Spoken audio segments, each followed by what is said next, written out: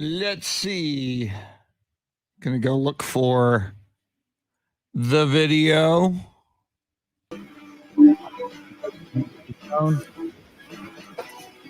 And let's see. Gonna go look for the video. There it is. Woo! And hello, John Williams. John Williams, tell me if you hear me right now, because when my engineer Gonzo was in here, he said I had to turn the mic on, whereas before I didn't have to turn the mic on. It just picked it up. Not over the air. Let's see. Two.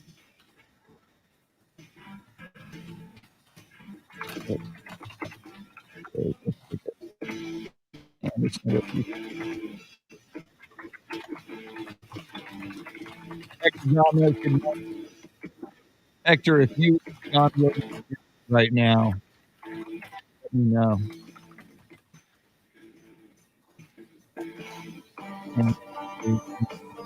Or man, but I guess that's normal.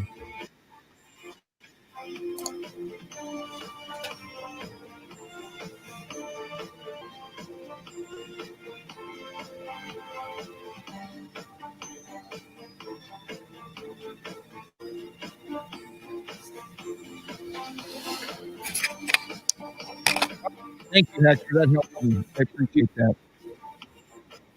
I'm glad you can. Okay, what's going on here? There it is.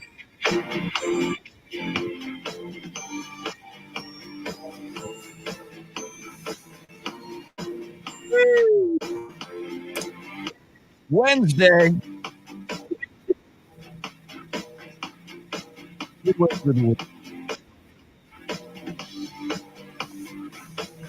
There we go. 10 seconds.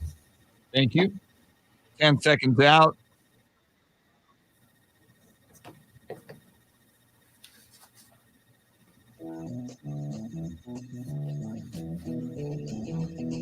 This is the Chris Duel Show. You know the day destroys the night.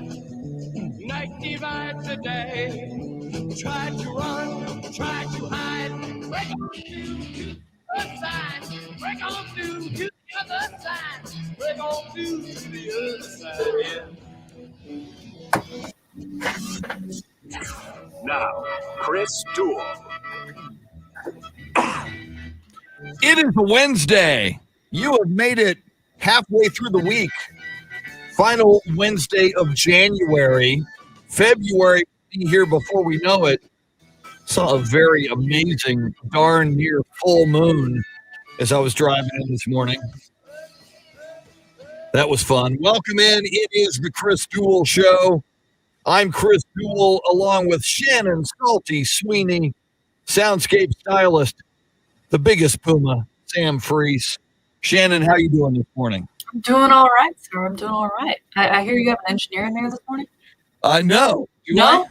Oh, I thought you did. Well, no, I was trying to, when you fired up the video, and we're streaming live video on Ticket 760 and AM 1300, the Zone's Facebook pages. And where else are we, Shannon? We're on YouTube. You know this better than I do. YouTube, Twitter, all the social feeds. So there's that. No, Gonzo, who is the crack engineer on crack down here in San Antonio, up in Austin for you, it's Arnold. But Gonzo said, when before I would talk on the microphone and people would just hear me. But he said, now you need to turn your microphone on.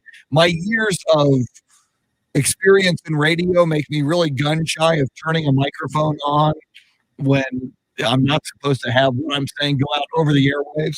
So I was just asking if people heard me. And apparently, according to Hector Gomez, who joins us on Facebook Live, people could hear me whether or not I turned my microphone on. So that's good. All right. Woo! We're good to go. We're good to roll then. Did you see the full moon driving in this morning? No, I didn't look up. Wow. I don't think I noticed I it. need to look up. It was amazing what I saw. It's not officially full till midday today, but it'll be on the other side of the earth. So it was a nearly full moon. It's kind of nice little magic in the sky on the way in this morning. Well, welcome in, everybody. We got a lot going on, including coming up in about, 7-8 minutes, the Grand in Your Hand cash contest. We do it twice in the morning. Radio station does it 12 times throughout the day between 6:20 a.m. and 8:20 p.m. Your chance to win $1,000, Grand in Your Hand. That's a cool thing. So we'll talk about a whole bunch of stuff. We're a day closer to the Super Bowl. The Longhorns lose at the end last night. Shannon, what was up with that? Oh, those last 15 minutes, I believe it took to get through the last 60 seconds of the game. Heart-wrenching.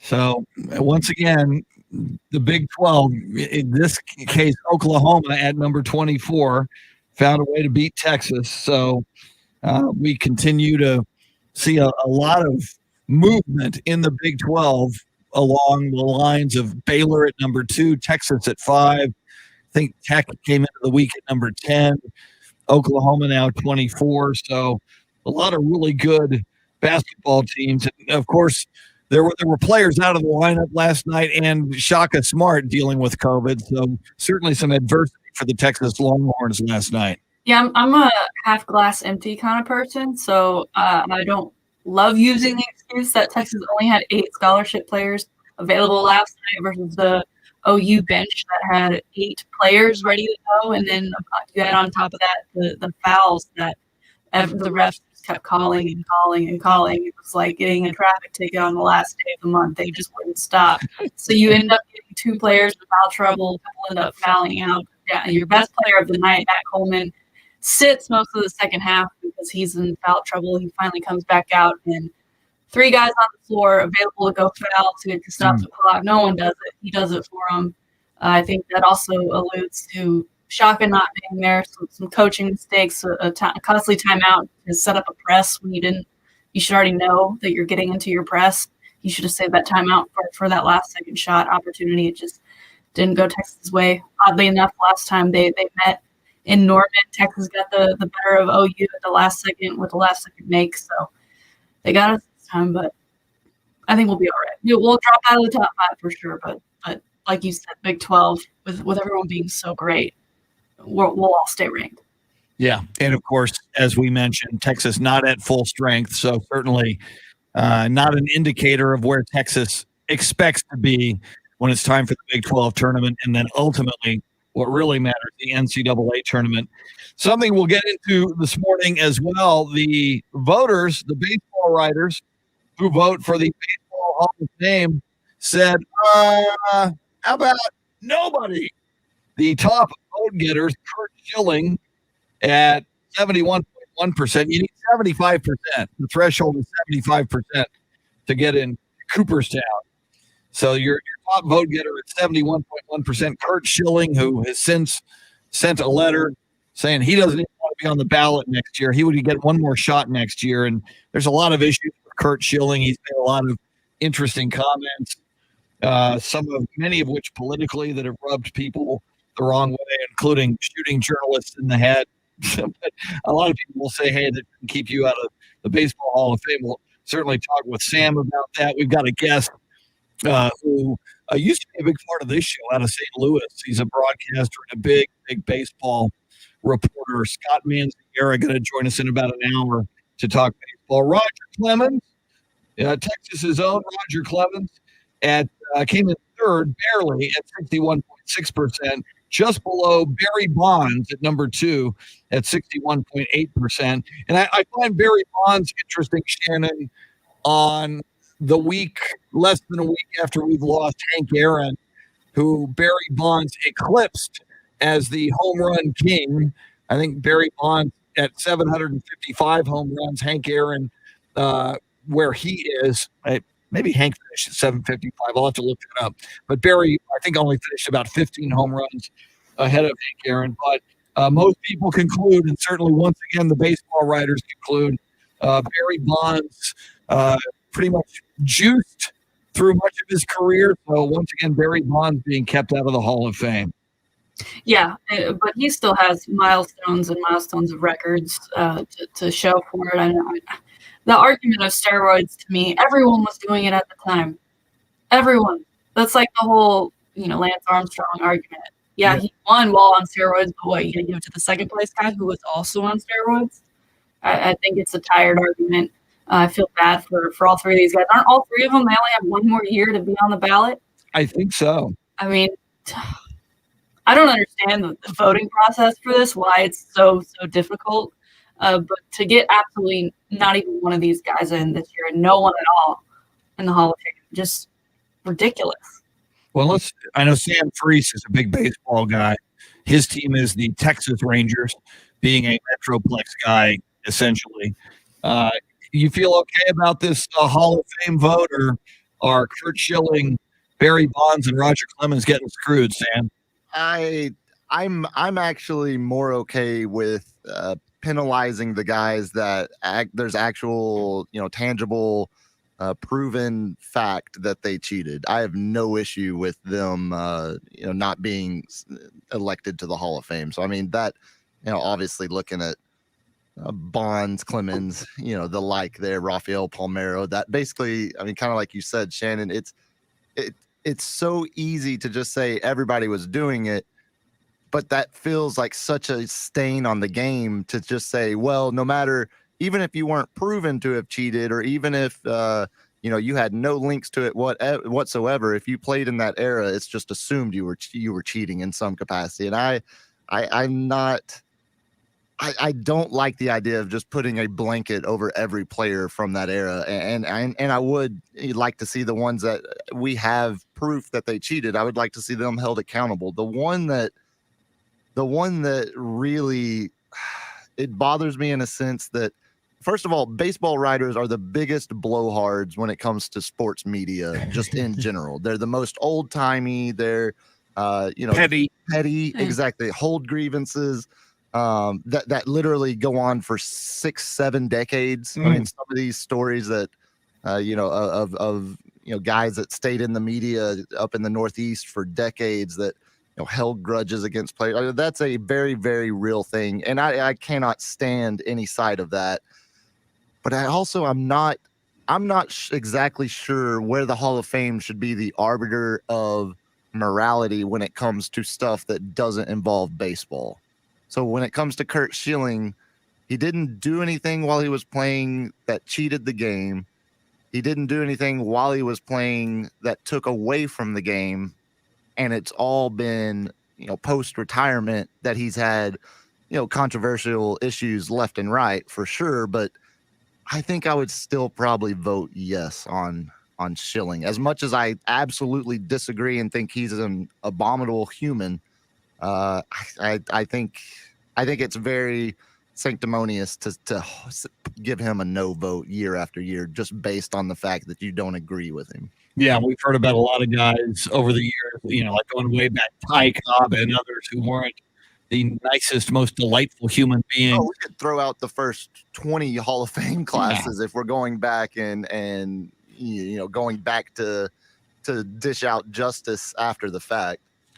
Tell you what, it's 6:20-ish, more like 6:21. Let's take a look at your grand in your hand cash contest. We do this now. We do it about 7:20 and actually do it 12 times throughout the day until 8:20. Somebody's going to win. It may as well be you. Here it is. Listen.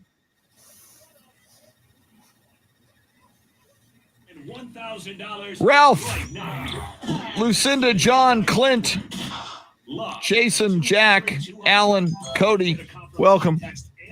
Standard data and message rates apply in this nationwide contest. Once again, that's love to 200-200. Good luck. Good luck.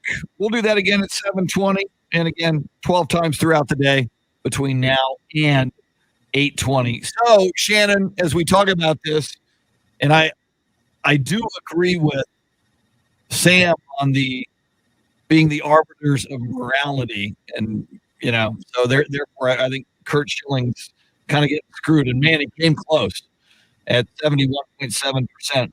In fact, something I don't fully understand. Well, before we get into that, let's take a look at the poll question. So these three guys, Kurt Schilling, Roger Clemens, and Barry Bonds, a part of our poll question this morning, Shannon. Yeah, we're keeping it simple. Which of these three vote getters most deserve induction into the Baseball Hall of Fame? Barry Bonds currently sitting at 35%, Roger Clemens leading the way with 38%, Kurt Schilling 9%, and none of the above, 16%. Woo. So, yeah, you would therefore be agreeing with what the voters did. And, Shannon, as you mentioned earlier, that pretty much everybody was juicing at that during the Roger Clemens, Barry Bonds era in Major League Baseball. Again, when it comes to Barry Bonds in particular, and I don't know about direct evidence, but we do know you look at photos of him from when he first came into baseball until he turned into the Stay Puft Marshmallow Man. Something was going on. And then especially given the Hank Aaron thing and the fact that Barry Bonds broke Hank Aaron's hallowed home run record, all-time career home runs in baseball, and Hank just passed away a few days ago. I think that's part of it, and especially as Sam mentions, baseball writers hold a lot of grudges and grievances. I think a lot of them were alive to see Hank Aaron beat or eclipse Babe Ruth's record back in 1974. And I, as did I, and I look at Barry Bonds and it's like, everybody cheated, but it's almost like, Barry Bonds, you cheated Hank Aaron. So I hold a little bit the most. Yeah. Sam mentioned you don't want baseball to put a cover over those years and just kind of accept that it happens and then reward all those players. But at the same time, it's the MLB's fault that all of this happened No question. to begin with. So who are you punishing? Or are you saving yourself, or are you trying to dim light on a certain player? I just think the guy deserves to get in. Politics be damned with what MLB thinks. I mean, just look at the last year. We all know MLB is of the professional organizations, they have issues top to bottom, and the drugs have just always been a small piece of it. Yeah, and at the same time, I'm not, who are we to judge the lives and the hearts and the souls of Barry Bonds, Roger Clemens, and Kurt Schilling? And, for Roger Clemens and Barry Bonds, they're concerned about substances they might have done, apparently. And for Kurt Schilling, it's the political comments. But what I don't like, we saw it in the case of Ken Stabler. We saw it in the case of Bob Hayes in the Pro Football Hall of Fame. I think we're going to see it in the case of Pete Rose. You wait till somebody dies and then you put them into the Hall of Fame. That's one hell of a punishment, I think. If at one point you're going to say someone is worthy of being in a Hall of Fame, but you do not grant them the satisfaction of knowing that they're in while they're alive, clearly in your respective sport, that is the pinnacle. In addition to, and even you could argue beyond winning a championship or multiple championships, that's a rough thing to do. And it's in the case of baseball writers, it's often being done by people who never played the game. So we'll talk more about that. We'll talk football. We'll talk basketball. Spurs, I think, and we think there's a Spurs game tonight against the Boston Celtics. We'll be joined by the voice of San Antonio Spurs, former voice of the Longhorns, Bill Schoening. He'll join us in the 8 o'clock hour. As I mentioned, baseball broadcaster Scott Manziera going to join us just after 7. Sam Priest making the show go. She is Shannon, Salty, Sweeney. I'm Chris. We're with you till 9. Thanks for hanging out with us as a full moon sets to the west for now. You're listening to the Chris Duel Show.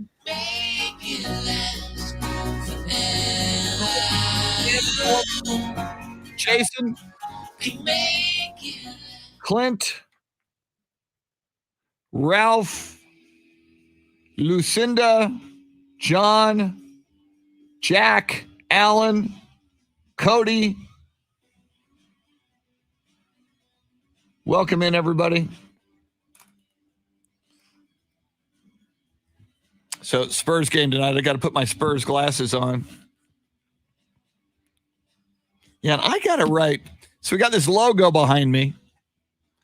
But our crack engineers on crack asked Scott about the NHL since the season started. What do you want me to ask him about the NHL, Jason?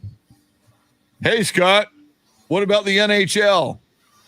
You have a specific question? So, yeah, we have this logo behind me, which is the show logo with Shannon Salty Sweeney, and I'm doing this so I can write Gonzo. This always happens. Can't see it right now, but the logo behind me, there's a computer prompt that you've got to restart the computer. So I am reminding myself, there it is. I am reminding myself to write Gonzo. Gonzo, restart the computer, please.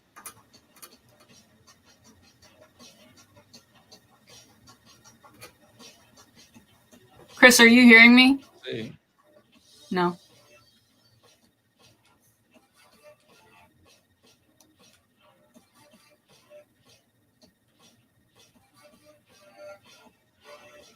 All right. Let's see. Okay.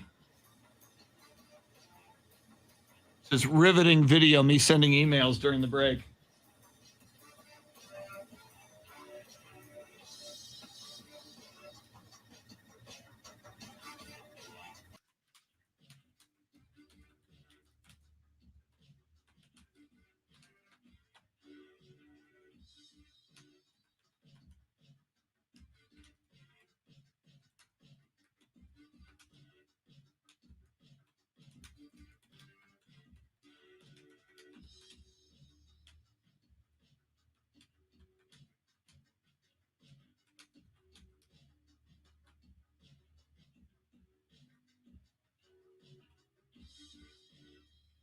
All right. It's time to restart.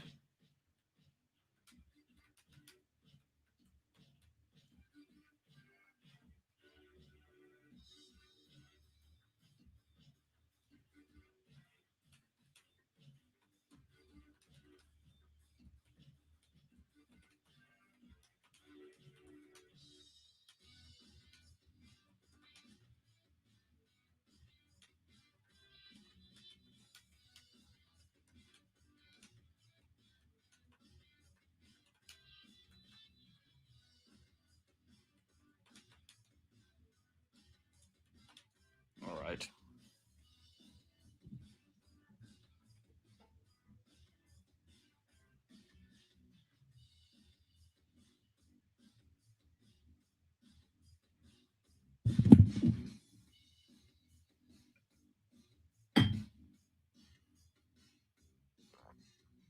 Yeah, I did not hear you, Shannon, but I did not have my headphones on. If you're listening now, I'm going to see, do I have time? Yeah, I'm going to go grab coffee. I'll be right back. Back in 90 seconds.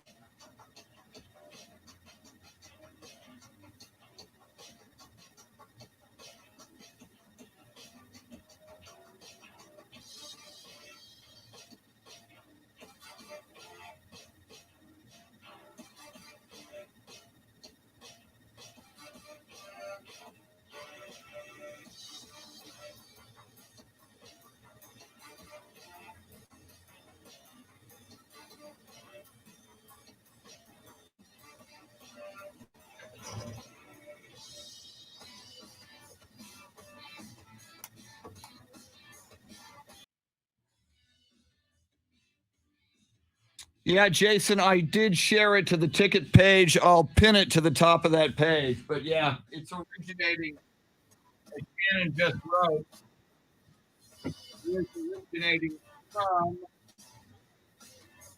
AM 1500 The Zone.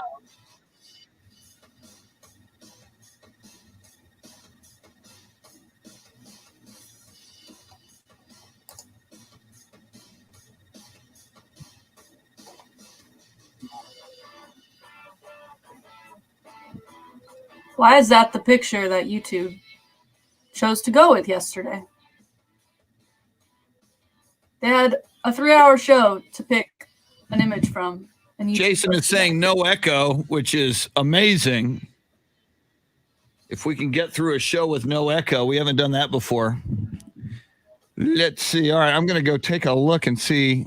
I shared it to Ticket, but I didn't.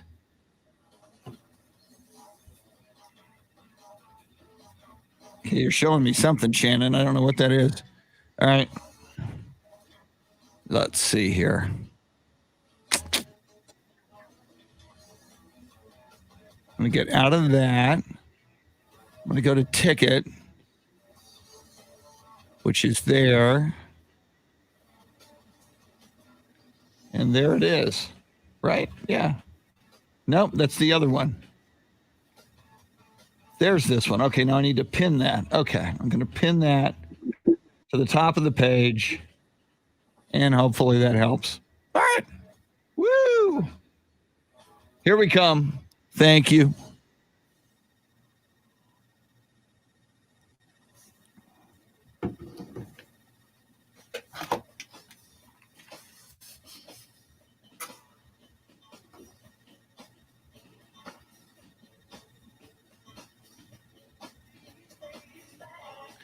Welcome back. It's the Chris Duel Show. I'm Chris Duel, along with Shannon Salty Sweeney and the biggest Puma, Sam Freese. We are streaming live video on AM 1300 The Zone and on Ticket 760. So welcome in. Having all kinds of fun with the video feed. And just when I got excited that there was no echo now, John Williams telling me there's an echo when we broadcast. So, woo! 3 weeks and still not right. Fun. Coming up a little bit later, Bill Schoening, the voice of the San Antonio Spurs. We'll talk Spurs with Bill. Is there a Spurs game tonight? All indications currently are that there will be. The Spurs are having a shoot-around. The Celtics are in San Antonio. So we are hopeful. As you may recall, the Spurs' most recent game in New Orleans against the New Orleans Pelicans was postponed due to COVID concerns. Both teams. On the Spurs side, I don't recall specifically New Orleans, but on the Spurs side of things, it wasn't actual players who were an issue. It was someone in the traveling party who had contact tracing issues. So hopefully the Spurs will be fine. The Spurs released an injury report yesterday, which indicated that the only player out of the lineup would be Derek White, who has had ongoing rehab that he's coming from. So Derek White continues to be out of the lineup. I think a toe issue for Derek White. So hopefully we have a Spurs game. If we do, that'll be tipping off just after 7:30 at the AT&T Center in San Antonio against the Boston Celtics and on the Spurs radio network with the voice of the San Antonio Spurs, Bill Schoening. Once again, he joins us just after 8 o'clock this morning. Just after 7 o'clock, we'll talk more baseball Hall of Fame with Scott Manziera, who is a sports broadcaster out of St. Louis, Missouri. He has spent some time in Texas most recently. We'll get into him. And Shannon and Sam, sad news yesterday. I'm looking at Twitter, and I see that Sekou Smith is trending, and I just think, he's got to take on the NBA. He's a longtime NBA reporter. He's a TV analyst. He's been on, the Four Letter Network. He's been on NBA TV. He was a writer most recently for NBA.com. He had a podcast called the Hang Time Podcast. And as it turns out, Sekou Smith has died of complications of COVID-19 at the age of 48, which is too damn young and not, again, what a lot of people think. They think COVID-19 only gets you when you're elderly. I don't think anybody's going to call 48 elderly. So just another one that's a shocker. And these the hits just keep on coming with COVID-19. Sekou Smith had a wife named Heather and 3 children named Gabrielle, Riley, and Cameron. So a sad year, 2020. We lost so many people to COVID-19. And Shannon, the hits just keep on coming. Yeah, I wasn't super familiar with his work. Definitely saw tributes rolling in yesterday for people that I do know who were fans of his. So sad, and you know, oddly enough, it happened on the anniversary of Kobe's death. And by all accounts, Sam, you know, just people who knew him, and even local San Antonio reporters like Mike Finger of the San Antonio Express News. You know, Mike not only covers the Spurs, he covers the Longhorns as well for the San Antonio Express News. Just saying, you know, Sekou Smith was a guy who, you know, never met anyone that didn't automatically become his friend. You know, you'd meet him in the media room, or you'd meet him on press row, and he was just automatically engaging, very, very helpful, very happy, and just a good man. And you know, just very, very sad to hear about this. Yeah, I mean, what more can you say? I mean, gone way, way too young, just like, you know, to way too many we've seen, you know, not only in the media. I mean, hell, people listening, I mean, they're probably thinking, you know, the same thing, you know, just people, people you've lost over the last year way, way too soon. I mean, hell, we were just talking, we lost one of our, you know, big listeners from the afternoon, a guy that used to work for the Spurs and ended up moving out to El Paso, and he was only 33. Oh. So, I mean, it's you hear about these things, and then you, like you said, I mean, you see the, you know, what seems to be the infinite number of stories being shared, memories being posted, and I without ever having even been in the same city as the guy, you just feel like, damn, I mean, that, how can you argue against, you know, all of these people, you know, just telling you how great he was? I mean, you don't have to even know him to just see the people, the outpouring of support and you know, the wonderful memories that are being shared on social and you know, every outlet. Just another tough loss for sure. And I went and, you know, and I've been following Sekou Smith for a long time on social media. So I just went and I as Pam mentioned, I saw so many people talking about him, and he was trending. So I clicked on his Twitter feed.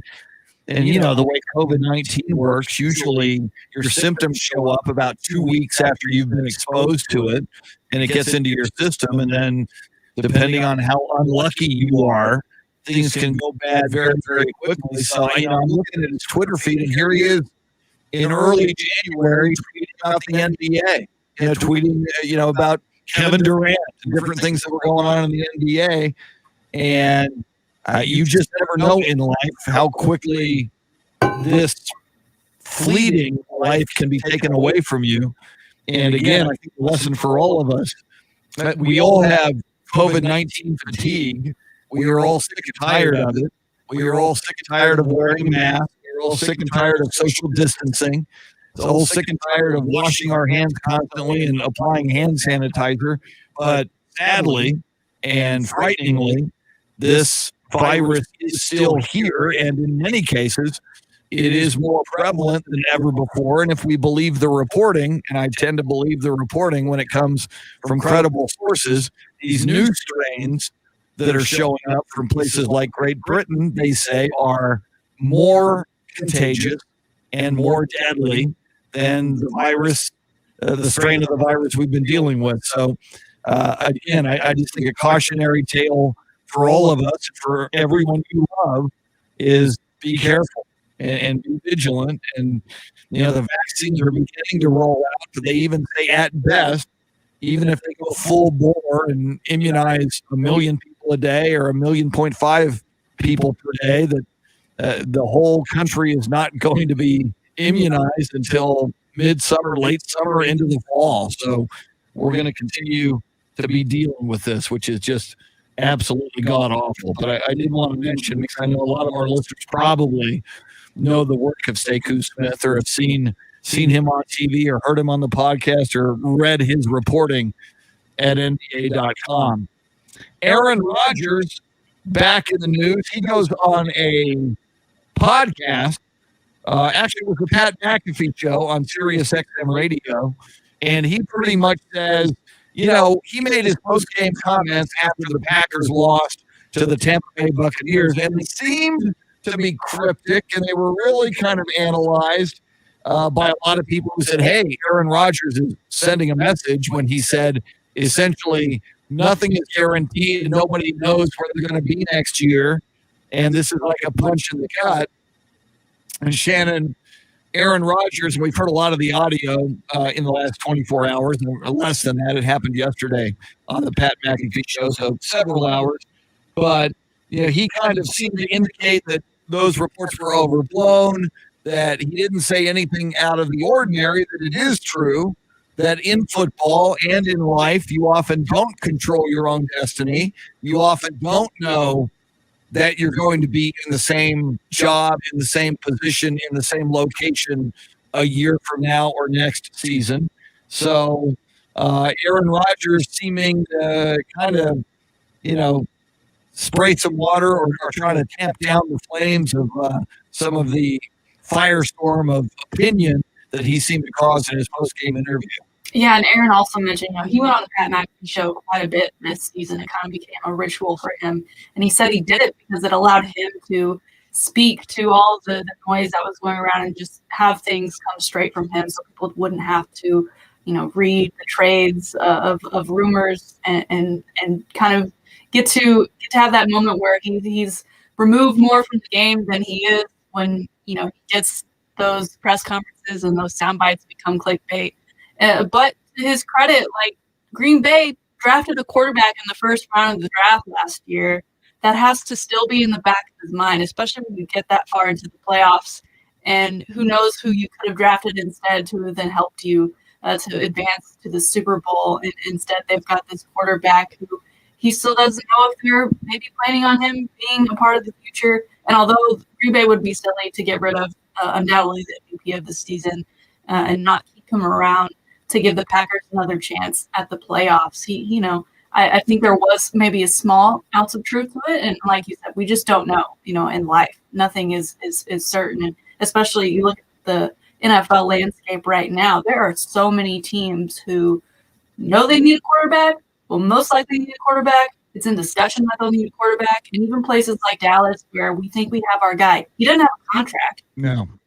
Yeah, and that's a great point about Dak. Dak could choose. Right. Hear a lot of Cowboy fans, ooh, that's too much money for Dak. We need to look somewhere. Well, Dak himself, and he's had a year to look at Mike McCarthy. And if Dak, there's one more year you can franchise him. At the end of this year, Dak himself can walk.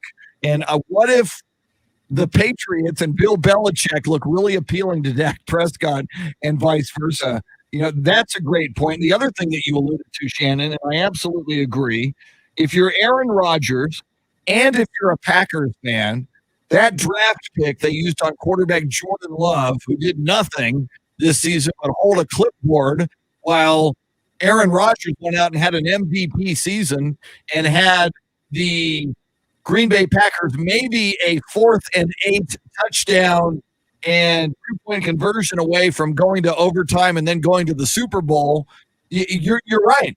Who could they have drafted who, A, might have made an impact this season, one more high-quality, elite NFL player on any position, offensive line, defensive line, secondary, for the Green Bay Packers, not only this season, but if you would have drafted him instead of Jordan Love he'd be in his second year next season. Packers have been to 2 consecutive NFC championship games each of the past 2 years and have not sealed the deal. So, yeah, I think a lot of justifiable angst and anger at what the Packers chose to do with their first-round draft pick. Well, and interesting, yesterday, the Rams GM went on a show, and they were asking him about Jared Goff. Like, oh, he's our quarterback for now. So you even have uncertainty over there for a guy that just recently was in the Super Bowl, similar to the 49ers, where they've just seemed to have, out of nowhere, given up on Jimmy G, who took them to the Super Bowl just last year. If I'm Aaron, I don't know. The Rams seem to have it all together. Aside from quarterback, I could be that piece. So he's keeping his options open without saying that he's keeping his options open. But I think ultimately he does stay with the Packers. I don't know what they do with Jordan Love. I don't know how much trade value he has. I don't know if maybe they were thinking that this is just Brett Favre to Aaron Rodgers round 2, but now Aaron Rodgers is the Brett Favre in this situation. But Aaron Rodgers, remember that relationship with Brett Favre. It was not great to have Aaron, the next man up, to be looking over your shoulder. And I'm sure Aaron feels the same way about Jordan Love. I don't know that means that their relationship off the field is awful, but I'm sure in that locker room, particularly when that draft was first made, and he walked in the locker room the first time, if you're Aaron Rodgers, that definitely gives you motivation to go out and be the MVP of the season. Absolutely. And there's some people who make that argument that they lit a fire under Aaron Rodgers by drafting Jordan Love. But I think, Shannon, about Jimmy Garoppolo when the Patriots drafted Jimmy Garoppolo, and it's amazing. You think back to that time when Jimmy was still with the Patriots, and there were Patriot fans, there were analysts going, Brady's skills are diminishing. Maybe it's time to move on to Jimmy Garoppolo. And clearly, Tom Brady was not happy. Granted, Aaron Rodgers is not as elite as Tom Brady, but he's pretty darn elite. And now with Drew Brees' skills diminishing and with Aaron Rodgers having this MVP season, you could make the case that Aaron Rodgers equals Tom Brady now, or maybe even because he's younger, maybe Aaron Rodgers is better than Tom Brady. Maybe one of Aaron Rodgers' moves is to do what Tom Brady did. Tom Brady went to Robert Kraft and said, I'm not happy. I'm your boy. This will not stand. And Robert Kraft, by all indications, intervened with Bill Belichick and said, you got to move him. We got to keep Tom Terrific happy.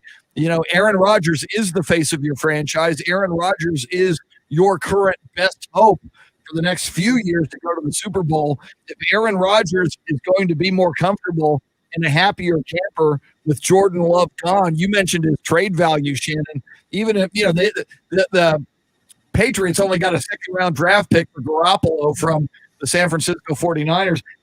Even though you spent a first on Jordan Love, even if you only get a second or a third, if that's going to make Aaron Rodgers happy, maybe you look at doing that deal. Well, and the Packers, aren't they owned by the masses? Technically, yes. So yes. There is no Robert Kraft to go to. You've got the GM. Yeah. But that could definitely stir some things up there too. Going to be interesting to see how that plays out. And Aaron is from California, although Northern California, Chico. The Rams could be an interesting destination for him. And he does like Hollywood types like Olivia Munn. Yeah, that's right. He's a serial dater, isn't it? There's some starlets out there that he'd have better access to in Los Angeles than in Green Bay. He wants to go to Green Bay on the weekend. Good point. All right. Coming up, we'll dive into a little more baseball. Not just the Hall of Fame, but, hey, man, pitchers and catchers going to be reporting in just a few weeks. Guy who's all over baseball, Scott Manziera, his thoughts on yesterday, the Hall of Fame voting, and what's coming up this season in Major League Baseball, Astros, Rangers, and more. Don't go anywhere. We're with you till 9. Thanks for hanging out with us. You're listening to the Chris Duel Show. All right, Shannon, I'm going to put my computer in queue. And I think I hear something on your end. You hear me? Yes, I hear you. Yeah. That's amazing. Wow. Now, if we only got rid of the damn echo over the air, we'd be okay. Is there an echo? Because people are saying there's an echo, and then other people are like, no, there's no echo. Okay. Well, maybe John Williams is high. But yeah, is it a psychological thing? It's just been happening that you still hear it even though it's not there? Wow, that could be. Or is it a personal problem? Yeah. Oh, and for some reason I lost my Facebook feed again. Let me go find that. Yeah, mine keeps dying on me.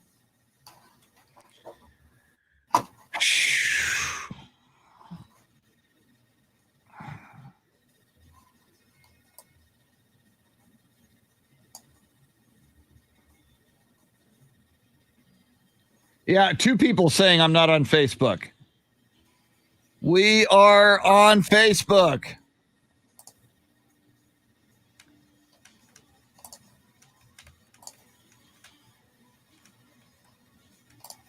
It's okay to go like the Zone page. Yeah, But for this show, we're one and the same. exactly.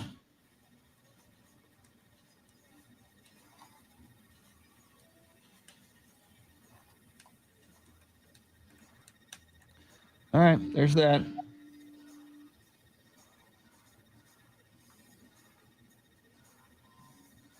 And I did, before the last segment, I pinned it to the top of the Ticket 760 page, so I don't understand why people can't see it.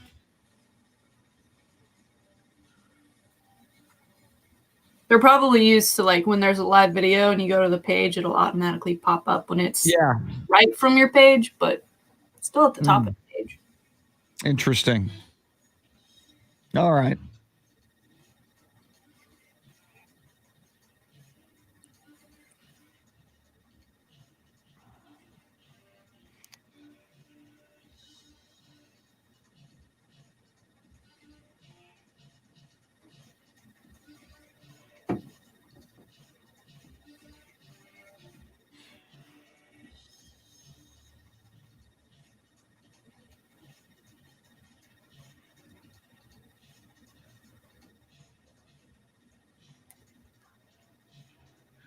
Daniel from Atlanta.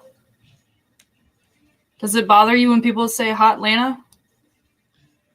Like all us white Southern girls whenever we have a layover in Atlanta to go to Orlando? Yeah, I've got friends in San Francisco, and they hate it when someone says Frisco, and so I just say it just to anger them. I say it on purpose because I know it angers them.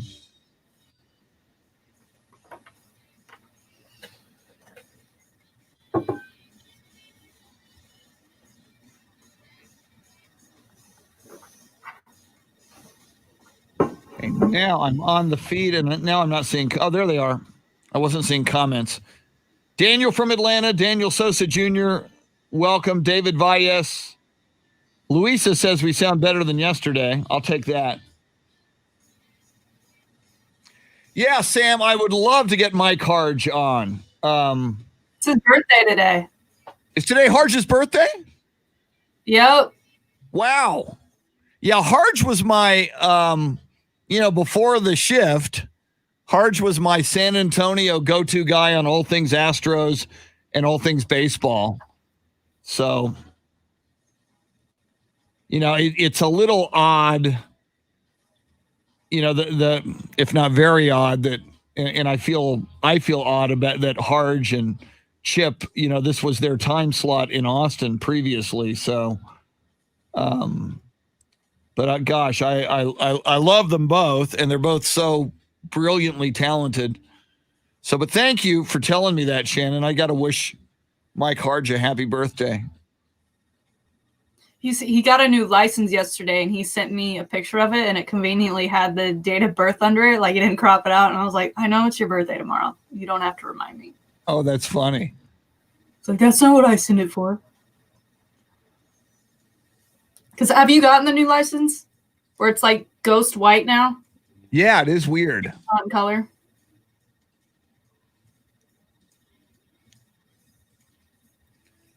Daniel says it's been rain-lanta so far. Moved from San Antonio 2 months ago. Well, Daniel, I'm glad you still check us out from Atlanta. I'm glad you haven't totally assimilated to Atlanta. So thanks for hanging out with us.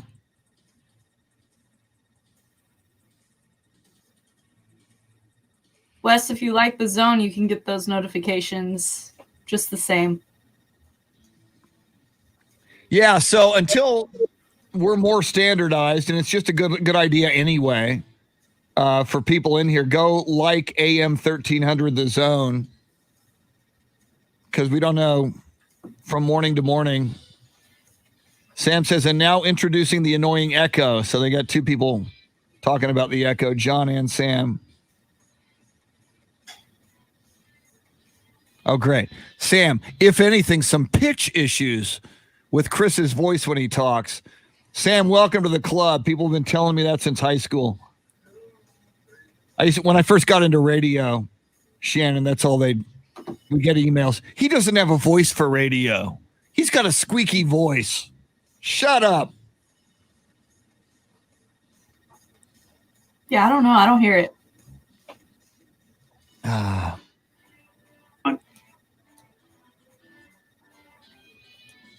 The other thing I used to get before I did radio, I first was in news talk radio for a long time.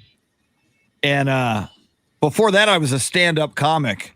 So the criticism used to be, why are you on radio? You don't know anything about politics. You're a stand-up comedian. I would say, well, what do you do, sir? I'm a plumber. Well, you know, can you have a comment? Can you have an opinion on the country and on politics? And do I have to be a politician? It's funny. You see that Dave Chappelle got COVID? Who? Dave Chappelle. Like, he's been doing all those shows in Austin. I went to one in December. Oh, and no. He said he had tested over 3,000 people. And then just last week, after a picture of him and Joe Rogan and Elon Musk went out without masks, it was also announced that he got COVID. So we had to cancel the rest of the shows. But the show, like, I went, you had to fill out a form to get COVID tested. They put you in almost like farm animals, like your own little area while you got tested and waited for your test results. And then one by one, they'd take your parties. They'd put away your cell phones in these locked bags. They gave you your tickets. They walked you to your table. They said, don't get up except to go to the bathroom. This is the bathroom you go to. Yeah. So it was really well run. I guess he just, he likes to go out on the town. So I'm guessing that's when he picked it up. Wow. That was a great show. I'd never seen him live, and bucket list for sure. Have you seen Joe Rogan yet? Is he out performing around Austin yet now that he's moved there? So he and Chappelle are splitting shows. So Chappelle did some shows with him, and then others it was with friends. So Okay. I did the with friends one, and they had a guy from the Chappelle show. There was Michelle Wolf, who did the last Correspondence Dinner, the redhead, curly hair, kind of a high-pitched voice. She was there. She was fantastic, and I actually almost went to see her just a couple weeks prior, but couldn't get tickets. And so for her to be a surprise guest was exciting for me. I didn't have to pay 2 tickets because Chappelle was already expensive enough. And it was all outdoors over at Stubbs. Nice. But yeah, I haven't seen Joe Rogan. Haven't seen him out and about either. And now Elon Musk moving a lot of his business to Texas. Is that why? Is he like an Austin regular now? I don't know if he's planning on living here or not. I wouldn't be surprised if he at least buys a home for when he does come. But I haven't seen him. I actually live down the street from one of the Tesla. I guess it's not a dealership, but a body works shop. Okay. Haven't seen him there though.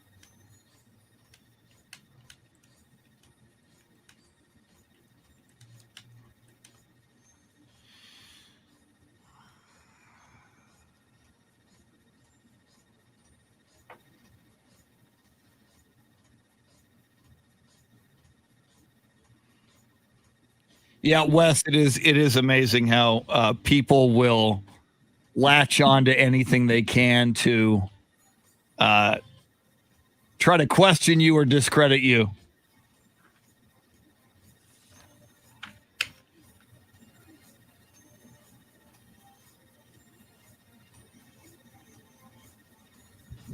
I get a lot of people who are like, well, what they just want me to riddle off stats. I'm like, Yeah, what? Who wants that? I don't do that anyway. Why would I do that? No.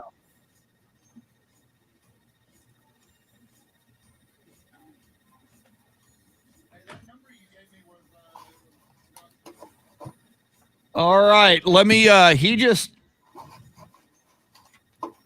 All right, are you on Twitter? Can I Twitter message? He just sent me the number again. It looks like the one I printed.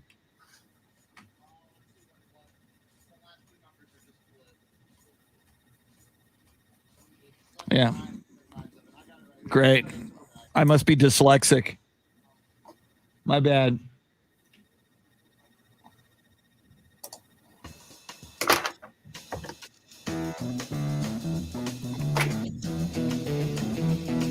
This is the Chris Duel Show. You know the day destroys the night, night divides the day. Try to run, try to hide, break on through to the other side. Break on through to the other side. Break on through to the other side, yeah. Now, Chris Duel. A full moon Wednesday. If you missed the full moon this morning, shortly after sunset tonight, look to the east where the full moon will be rising. It's kind of cool. Saw it driving in this morning. It actually goes full at midday some point today. Welcome in. It is the Chris Duel Show. I'm Chris Duel along with Shannon, Salty, Sweeney, and our soundscape stylist and a big baseball fan, Mr. Sam Freese, the biggest Puma. Speaking of baseball fans and baseball analysts, a man who I have worked with and Sam has worked with. In fact, he was in South Texas and in San Antonio as the voice of UIW Athletics. That's the University of the Incarnate Word, who plays Division I football, baseball, basketball. Now back in his native St. Louis, home of his beloved St. Louis Cardinals in the baseball world, the one, the only, the lovely and talented Scott Manziera. Scott, how you doing this morning? I am doing fantastic. How are all you guys doing this morning?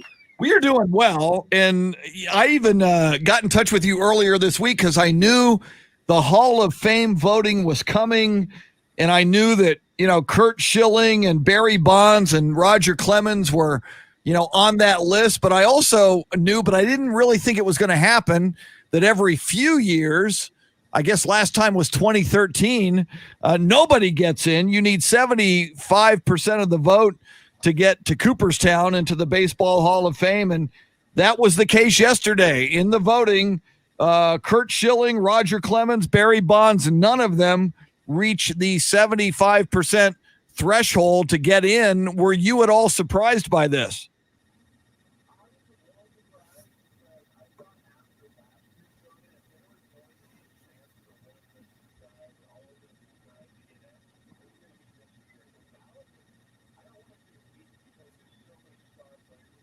Compared to years past, last year had Derek Jeter getting inducted along with Larry Walker. Next year, we're going to see A-Rod and Big Papi on there. It was surprising to see nobody because it's just a bad look for baseball. If you're trying to grow the game and you're trying to get more people interested, and then all of a sudden you say, oh, yeah, on this year's ballot, we have nobody. That is a terrible way to try to grow the game. And I was really disappointed that none of them got elected because there are Hall of Famers on that ballot. So, Scott, of the three, Roger, Kurt, and Barry, they all kind of have this a little bit of a tarnished image, whether it be from drug use or what they've done in their post-baseball career. And we kind of had this discussion this morning that perhaps that's really why they aren't getting in is because people just can't get over that, right? You want to have good guys both on and off the field in your Hall of Fame. Unfortunately, that's just not always the way it is.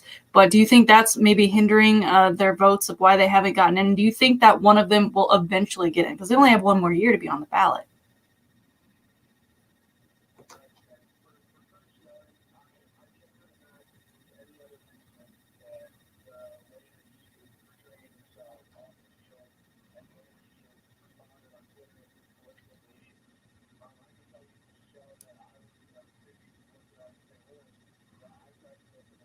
And I was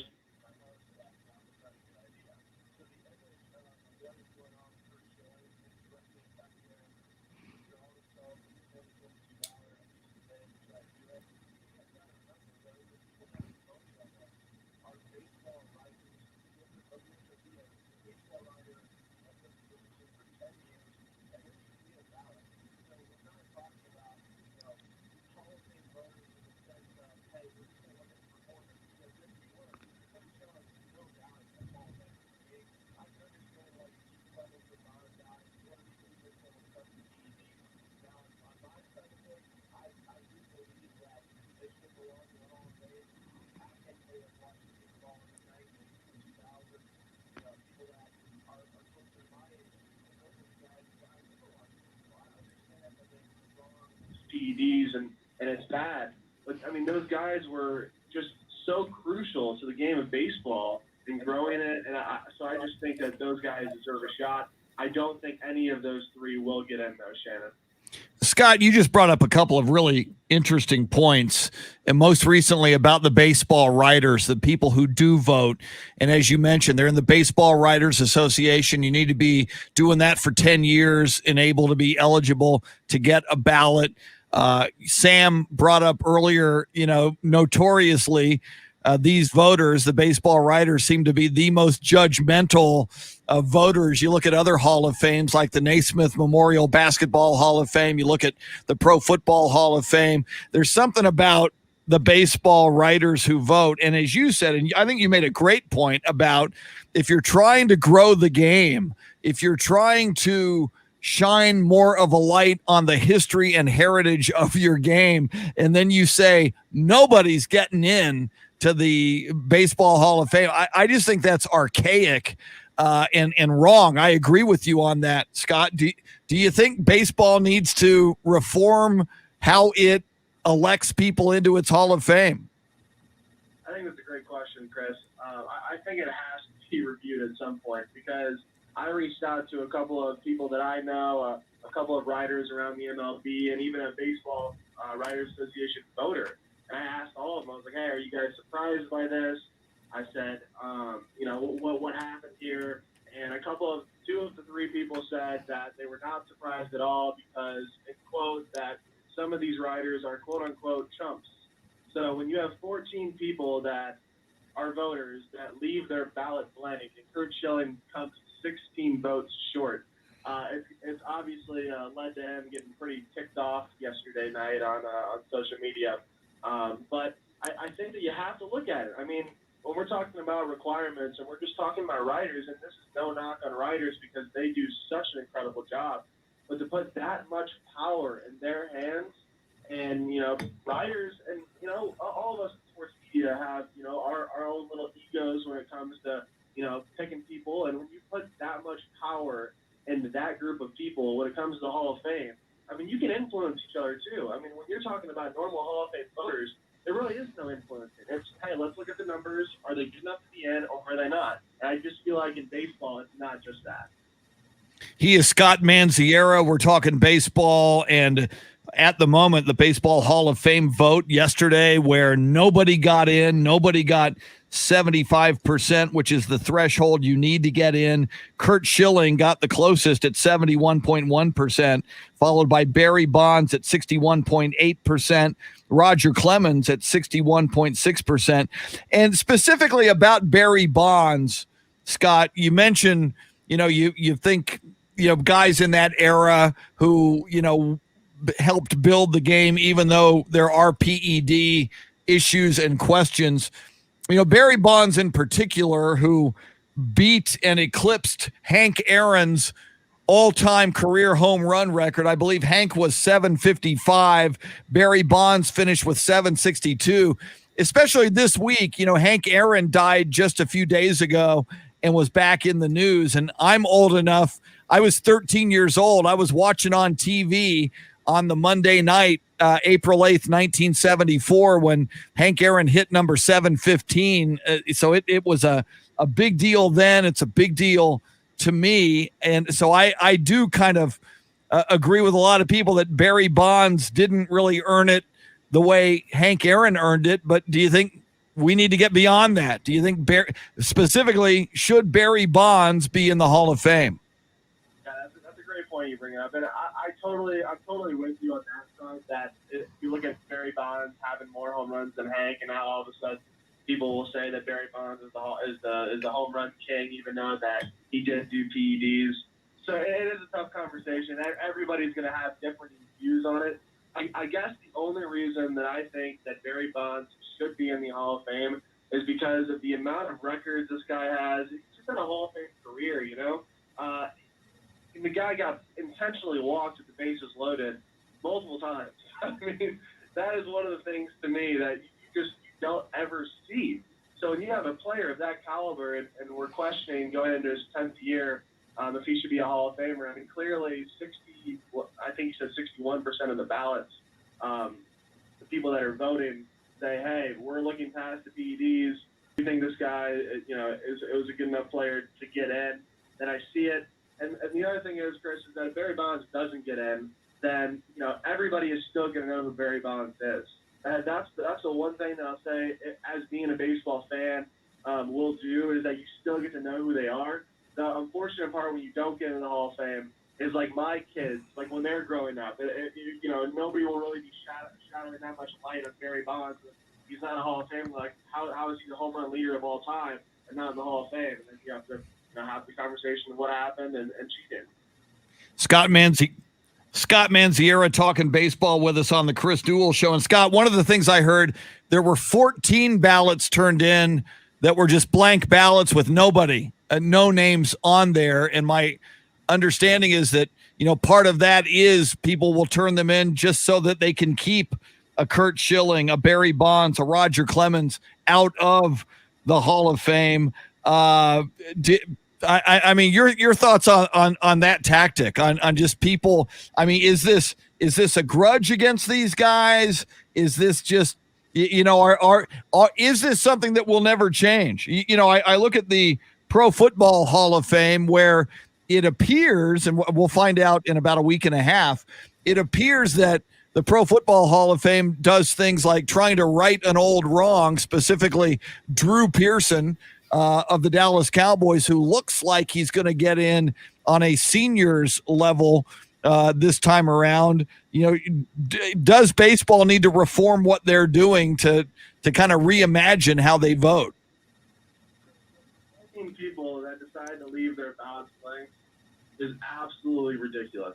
I mean, it is insanity that they decide to send theirs in blank.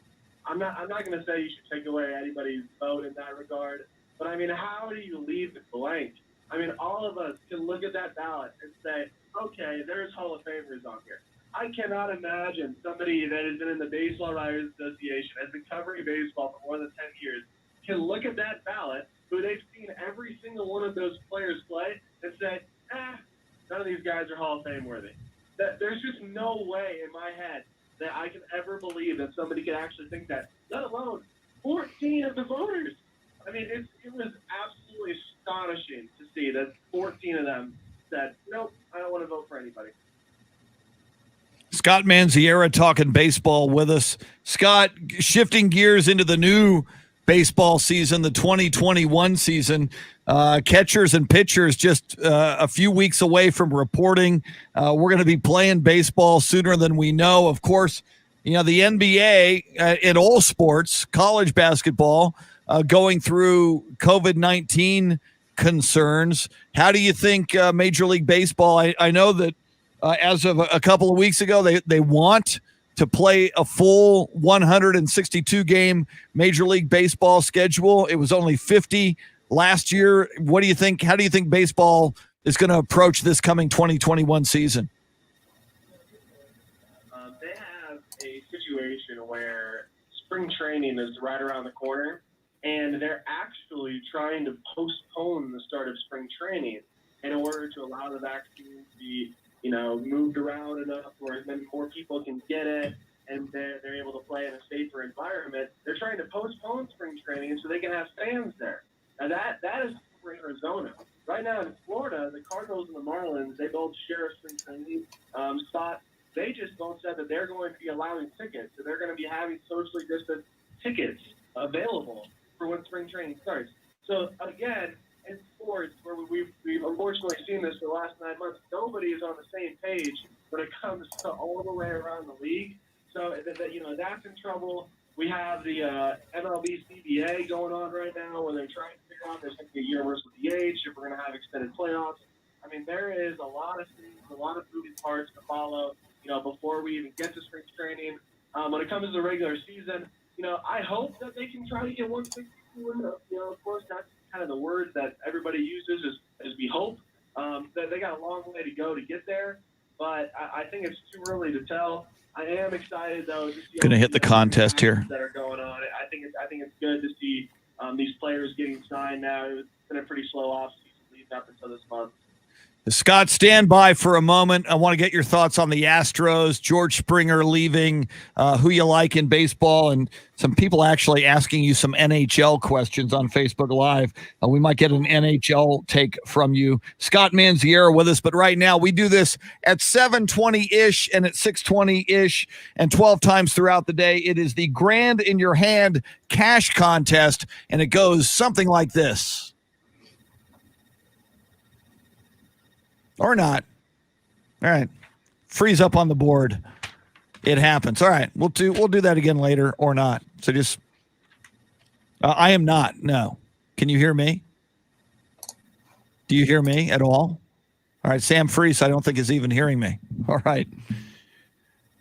Scott Manziera, are you there? All right. Good that you're there. All right. We'll work on that cash in your hand cash contest. The Astros. Big story, George Springer gone, goes to the Toronto Blue Jays. Obviously, he was a big part of what they do. In the last couple of years, last year, the Astros lose Garrett Cole, Alex Bregman, another guy they're going to have to pay coming up. Do you think the Houston Astros are going to continue to be a contender and knocking on the door, even as they did last year in that short 50-game regular season? They finished under 500, but then went pretty deep in the postseason. Your thoughts on the Houston Astros this coming year? I think it hurts to lose Springer, of course, but I was really shocked that he went to the Blue Jays. I'm just wondering where the heck the Blue Jays are getting all this money to spend on all these players. But for the Astros, I think this upcoming 2021 season, I do think that they're going to be able to get to the playoffs. I mean, that's always the big question for them. Especially after going under 500 last year, as they sneak in with the extended playoffs and then they go on a run. It's a really good team. I mean, yes, you lose George Springer. You had to lose somebody. It's kind of like what the Cubs are going into detail with this offseason. The Astros are kind of 1 or 2 years away from going into that, where they have a lot of star players and you can't pay everybody what they're worth. So you're going to have to let some of them go. The Astros decided to allow George Springer to go sign somewhere else.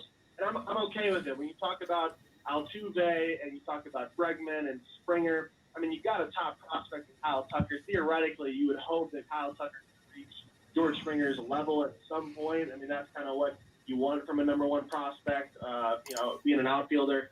So they got so much pitching coming too, Chris. It's impossible for me to count out the Astros. I do think they'll be back in the postseason in 2021. And as you look at this 2021 season in Major League Baseball, we're speaking with Scott Manziera. Scott, obviously, Dodgers are loaded. Tampa Bay Rays went deep. Yankees are always there knocking on the door. Who do you think is the team to beat, and who are some of the key teams to keep an eye on this coming baseball season? Well, I'll tell you the NL West is going to be probably the best division in baseball. The San Diego Padres have loaded up so much. They are all in right now. It's one of the most fun teams to watch. I mean, you saw Fernando Tatis have a couple backflips in the St. Louis Cardinals the postseason last year. They take the Rays' #1 guy, Blake Snell. They take Darvish from the Cubs. The San Diego Padres might get all the way to the World Series this year. Wow. The only team that can beat them, I cannot imagine two better teams to meet up in the NLCS between the Dodgers and the Padres. On the AL side, the Yankees continue to get better. They take away the Pirates' #1 guy coming off Tommy John and James Sion. I think the AL goes to the Yankees. I think that the Padres and the Dodgers go through the NL, though, because the Padres are going to be great for years to come. So don't be surprised if they put together a 100-win season this year. He is Scott Manziera. And Scott, our listeners on Facebook Live know that you're an NHL guy. Of course, when the St. Louis Blues won the Stanley Cup a couple of years ago, you were a big part of the radio broadcasts up there in St. Louis covering the St. Louis Blues. Your thoughts? Sam Tobias is asking on Facebook, ask Scott who he is favoring to win the Stanley Cup in the NHL this season. And you can't say St. Louis Blues. That's not fair because that's your team. It's obviously really early. The Blues aren't playing good hockey right now. They just took out Vegas last night in a shootout. They're just playing good hockey. The Dallas Stars have looked really good so far this year. They just whooped up on the Nashville Predators. They were surprising. The Tampa Bay Lightning have been really good. If I had to pick one team to be the favorite to win the Cup already, I think I would actually go back to repeating for the Lightning. I mean, that team is so loaded. They just got Steven Stamkos back, and he looks like the Stamkos of his prime to start out the season. So if he is and if he's healthy, I mean, the Tampa Bay Lightning are going to be really, really tough to beat. Scott Manziera is a great follow on Twitter. He is on Twitter at smanziera2. And if you don't know how to spell him, then just go to either mine or Ticket 760 or AM 1300 The Zone's Twitter this morning. We put his Twitter out there as well to preview today's show. Scott Manziera, always loaded with great information, man. We'll do this again soon. Thanks for taking the time. I appreciate it. Yeah, you're the best, Chris. Good talking with you, Shannon. I hope you guys have a great rest of your morning and have a great rest of your week. All right, man. Thanks so much. Scott Manziera. Coming up, we haven't talked Super Bowl yet. We'll get back into the upcoming Super Bowl matchup between the GOAT and the kid, as some people are talking. We'll talk some NFL football. We'll talk NBA basketball as well. Coming up just after 8 o'clock, the voice of the San Antonio Spurs, Bill Schoening. She is Shannon Salty Sweeney. He is Sam Freese. Lots coming up till 9 o'clock. Thanks for hanging out with us. There's a bad moon rising, according to CCR. You're listening to the Chris Duel Show.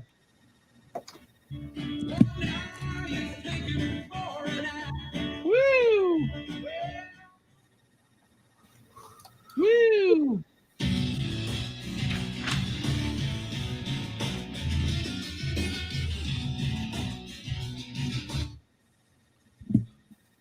Good morning, Beth Settle. Welcome in, Carl Fisher.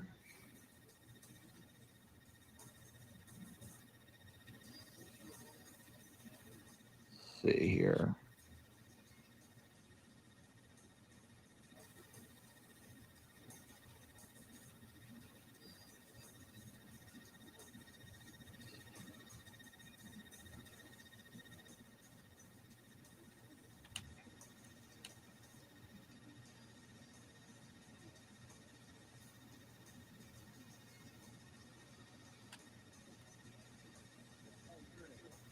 Yes.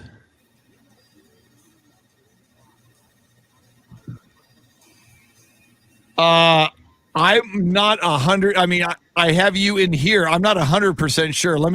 You got some? I'll walk in there and talk to you.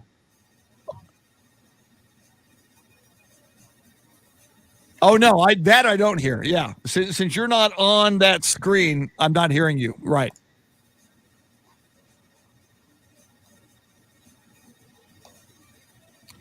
Wes Perkins, those are the current reports. I've seen overnight tweets from Don Harris and from Jeff McDonald of the San Antonio Express News saying it's looking like Spurs Celtics is going to happen. The Spurs PR department sent to the media a link to Zoom interviews at Spurs shoot around this morning. So, okay, well, all right, you just went on camera, Sam. I'm just letting you know. So, all right, anything you say can be used against you in a court of law. I think while we never know, and the last I heard, Wes, regarding Spurs and Celtics, that they would be, Celtics were here last night. They would be tested. Both teams would be tested last night, once today, and then right at game time. So anything's possible. I'm going to run and grab some coffee. I will be back in 90 seconds. So I will see y'all in a few. Wow, Sam just went to a weird icon. I don't know what happened to Sam there. Okay, I'll be right back in 90. After wearing my mask, of course. Woo!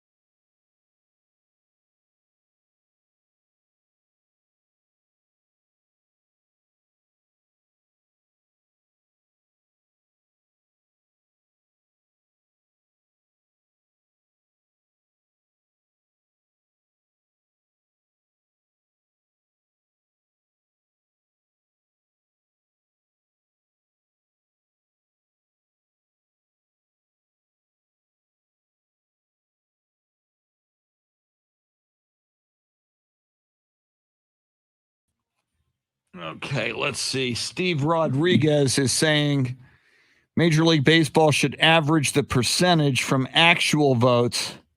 If you leave the vote blank, then it doesn't factor into the voting percentage. Yeah, Steve, that's a big argument. And, those who are leaving their vote blank, that's apparently, thank you, that's apparently their objective is to mess with that and make it turn out the way it turned out.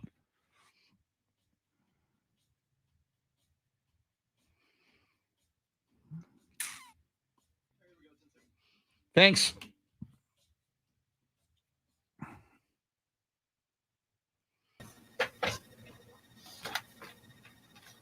Woo! Woo!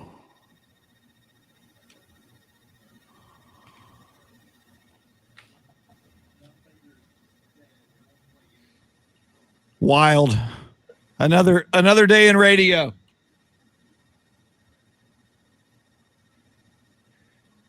Welcome in. It's the Chris Duel Show on a full moon Wednesday, January 27th. I'm Chris Duel along with Shannon Salty Sweeney, Sam Freese, a.k.a. Biggest Puma, is your soundscape stylist. You can join us on the phone lines. I don't throw out the phone number enough. I need to work on that. I'll work on that. I'll do it right now. Phone number 800-707-9760. 800-707-9760. You can tweet us. Shannon is on Twitter at Shannon B. Sweeney. And I think that also works for her Instagram and her TikTok account. Is that right, Shannon? Yes, sir. All the above? All the above. It's good to be consistent. I think that works. I think mine is this, like, I'm at Chris Duel on Twitter. I think that also works for my Instagram and my TikTok account, of which I have yet to post a video. So you make videos all the time. You I know. I never know what could happen. You could be a hit overnight. Woo, imagine that might be my next big thing. And I also have a Snapchat account, and I've never pushed a video out to Snapchat. Are you a big Snapchatter? No, I was on Snapchat kind of when it first came out, and it just ends up becoming random pictures of your home with some sort of text in front of it. And people keep the streaks up. I deleted that really quickly. I think it's dying too with the likes of Instagram and TikTok. Ooh, so okay, now, and you're very hip to social media. You're much hipper than I am. So therefore, how would you rank among Facebook, TikTok, Instagram, Twitter? I mean, are they all equal as far as big, or are there any bigger than others? Is there another social media platform I should be engaged in? I think TikTok, if you're going to use it as in posting content, is the place to be as far as getting seen by people that maybe aren't necessarily already in our circle, right? Following us on Facebook, social pages or Twitter. There's so many people on TikTok that have accounts so they can watch videos because it is addicting to scroll, but they never actually post. Which would be me. I go TikTok, but Instagram still ranks pretty high. But they've obviously, like with Reels, where you can now basically make TikToks for Instagram.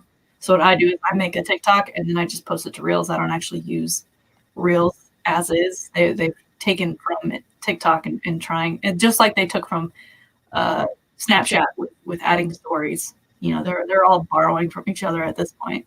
Yeah. So I have a hard time keeping up with it all. That's why you're here, Shannon, to keep me hip and keep me engaged. Speaking of hip and engaged, you, Shannon, are engaged and hip when it comes to the Austin entertainment scene and the Austin comedy scene. And two guys who recently have shown up in a big way in Austin have been Dave Chappelle and Joe Rogan.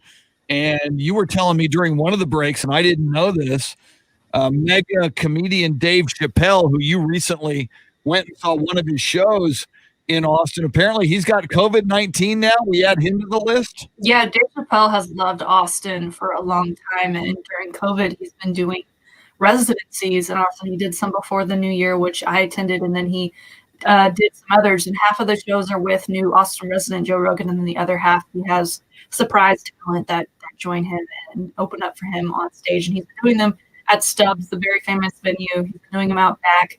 As someone who went, I can tell you it was all very COVID safe and friendly. You get there, you have to be with your group. You have to walk in and sign off on the release. They test you right on the spot. They put you in this almost cage-like place where you have to stay while you get tested. And then if you're positive, you leave. They do give you a refund. Then they walk you in to get your ticket.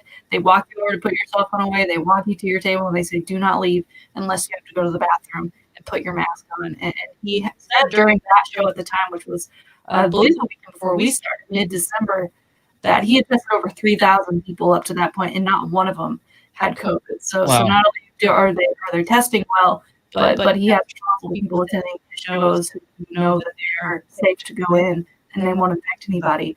But last weekend he was posted a picture with him and Joe Rogan and Elon Musk, Mr. Tesla, and people saw they were wearing masks. Now, of course, they've all been tested, and he regularly tests the people around him. So no one thought they had COVID. So we don't know where he got it from, but of course, people are now pointing back to that picture once it was announced that he did have COVID, and the rest of his Texas shows have been canceled. See, now that's very scary to me, even though in that photo that you cite, Shannon, Dave Chappelle, Joe Rogan, and Elon Musk not wearing masks in the photo, but clearly based on what you describe at Stubbs and in his interviews, Dave Chappelle has been very savvy when it comes to avoiding COVID-19. You know, that's what, you know, I'm a freak. When I go into an HEB or a drugstore, I put on latex gloves. When I'm walking here around the studio, when I touch a door handle, I grab a napkin or a paper towel. I don't touch it with my hand. I'm constantly sanitizing. I wear a mask whenever there's another human being within 50 feet of me. So, and yet you can do all of these things and you can still get it. I mean, if you get a meal from a restaurant, theoretically, I mean, you can get it. So it's very, very scary. Now, I want to back up for a second because you said you went to see a Dave Chappelle show at Stubbs in Austin, and you said step one, they put you into like a cage-like area, which to me, that automatically sounds like close quarters. How were you in a cage-like area yet, you know, at least 6 feet apart from other people? What was that like? Well, we were one of the first parties to get there, so we wouldn't feel crowded in line. They were making sure, I mean, they'd already been doing these shows for a week, so everyone who was working in a part of it knew the drill. They all had it down pat, but they had these basically under a tent, these small spaces for your party to go in that were caged off, you know, so just stay in this area. And those were all separated 6 feet, and then you had one person come in and test you. And it was, of course, the awful nostril, scraper test that went all the way up and all the way out, and then they did it one more time on the other nostril. So that, you know, it felt very barn-like and very close quarters because I had a party of 8, so the 8 of us in there together, we were all family though, so that was okay. It wasn't the worst. It wasn't like I was there with strangers because you were only able to buy a table. You couldn't just buy 2 tickets and then if it's a table of 8, you're with 6 other people. It was all parties who came together. And then during that show, he mentioned an altercation and something he was actually in the news for quite recently with TMZ that got this video of him getting into an altercation at either bar or restaurant in Austin. You know, he does these shows and then he goes out. Like we all go out to eat, right? And he had some fans come over to talk to him, but they came over without a mask, and he got really upset about that because obviously he's in town doing these shows and he wants to keep doing these shows, and they're putting him at risk and everyone at his table at risk. And that became so like you said, he's very conscious. So I'm sure, you know, like a lot of people that are getting it now, it's to no fault of their own. It just, that's part of the craziness of this disease is you don't necessarily always know where you're getting it from, and you don't even know you have it until it's been 2 weeks. So you could be spreading it unknowingly, or you get a false, you know, negative test. You know, I've got a good friend who works in healthcare and received the first vaccination, and then 10 days later she got COVID and you know, was out for a short amount of time. And so in between getting vaccination 1 and 2, right? Vaccination 1, I believe, is only like 50% effective. Versus getting that second one, you go up to 95%. So you can be as safe as you want, but every now and then, it finds a way to get these people who think they're taking all the precautions and doing everything right. You just never know, where you are, what somebody's touched, who touched it. It's all those things, which is why I'm a hermit and live at home. Yeah, and I've always been a little bit of a hermit, and I am more so now than ever. But and still, I will occasionally encounter somebody that will just walk up and want to have a conversation, and they're not wearing a mask, and I immediately back up as far as I can back up. I try to get out of their space. I understand. I mean, people have lived their lives for however many decades they've been on the planet and not had to live this way. So it's easy to not think and revert back to that other behavior. So on a certain level, I get it. And then there's this certain percentage of people who don't fully believe the threat or the risk. So, but God, just, every time we hear, and we mentioned earlier in the show, a journalist, only 48 years old, Sekou Smith, who works for NBA.com and has been in San Antonio covering the Spurs and across the NBA and was beloved by so many people.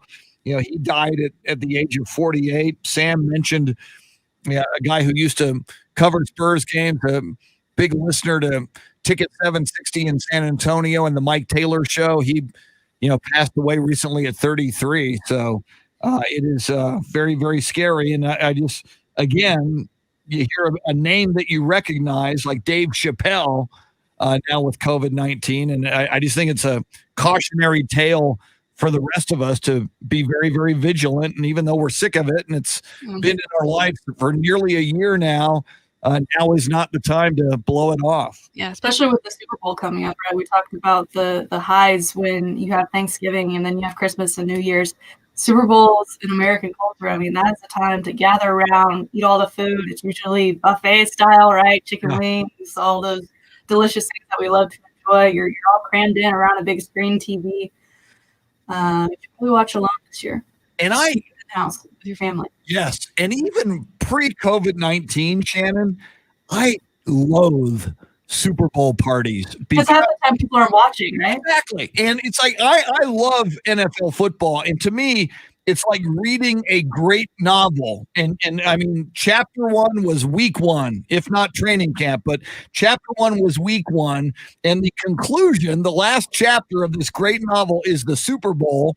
And I want to watch. I want to focus play by play on the Super Bowl. And when I've been to Super Bowl parties, people like eating their Doritos and drinking whatever beer there, and then they want to have a conversation about something other than football and or during the game when the game is on. It's like, shut up.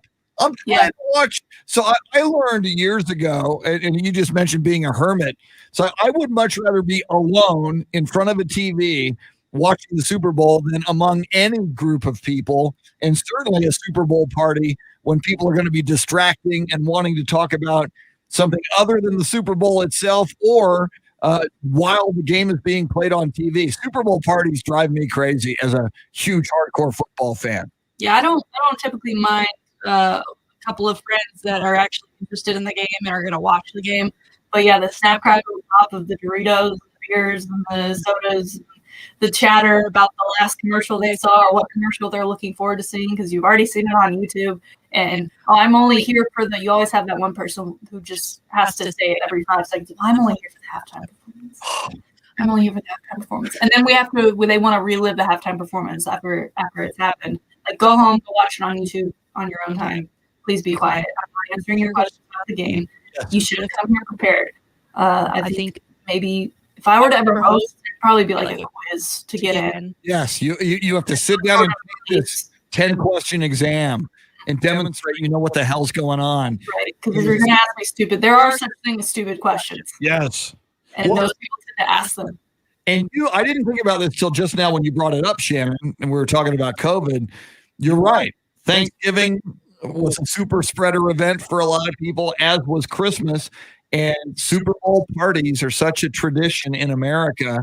It's going to be, it's easy for me not to go to a Super Bowl party because I avoid them like the plague.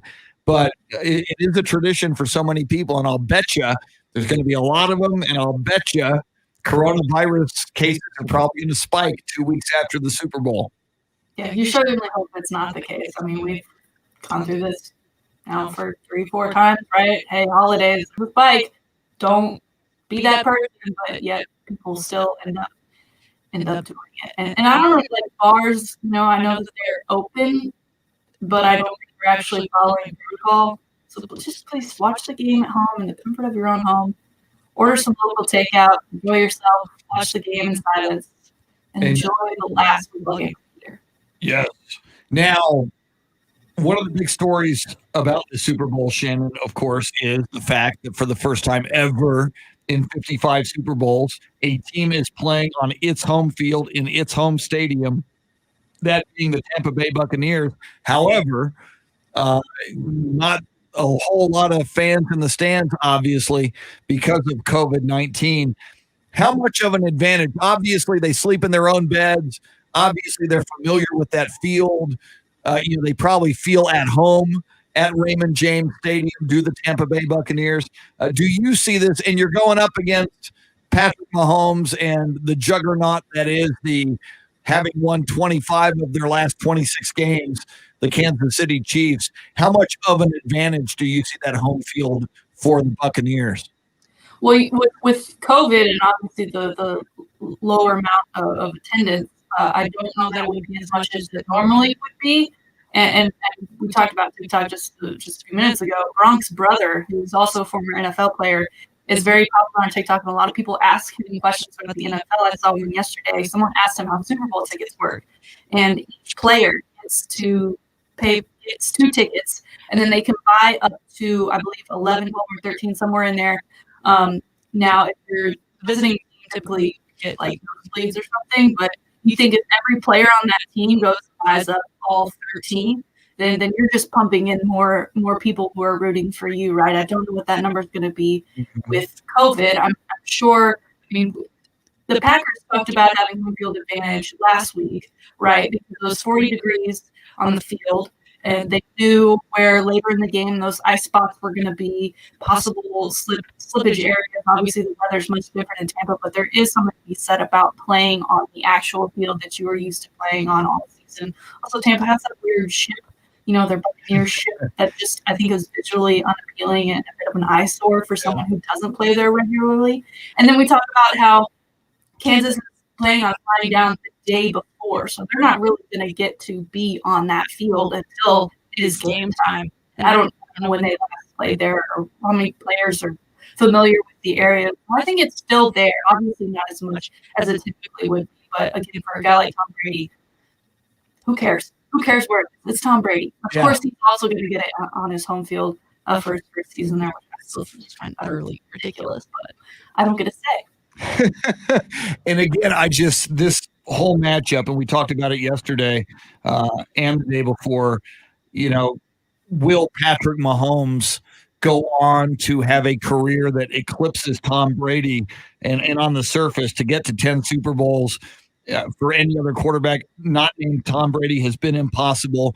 To win 6 or 7 of them, depending on how this works out, is a long shot. But if Mahomes gets this win, it's almost going to be a changing of the guard. As great as Brady is, and the Chiefs will be favored, if Mahomes gets the win and the young gun wins over the old grizzled veteran, who, even though he's an old grizzled veteran, Brady looks like he's about 34, even though he's 43.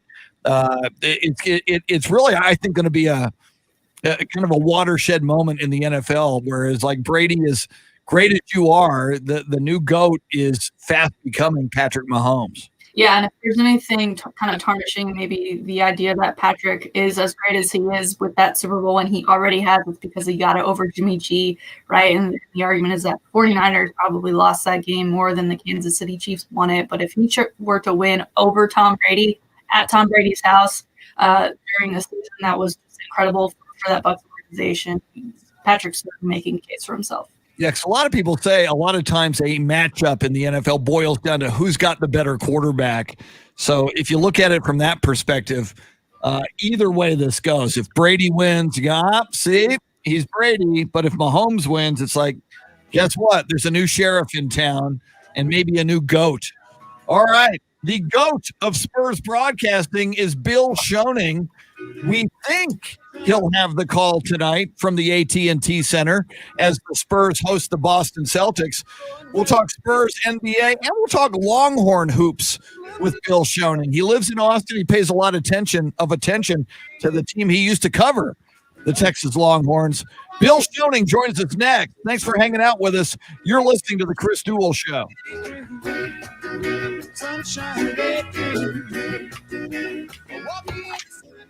Woo! Woo! Tracy Bogert is in here with his new Facebook name, Pendejo, on Facebook Live. First name Pen, last name Dejo.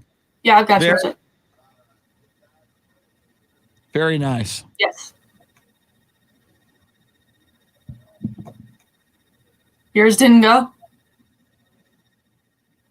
I think Sam is having some technical issues.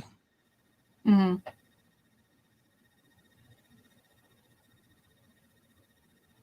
Okay. Do you know what the keyword is? Because I have it in front of me. If we just want to say it, I mean, I know. Oh, that's right. We're almost 8 o'clock.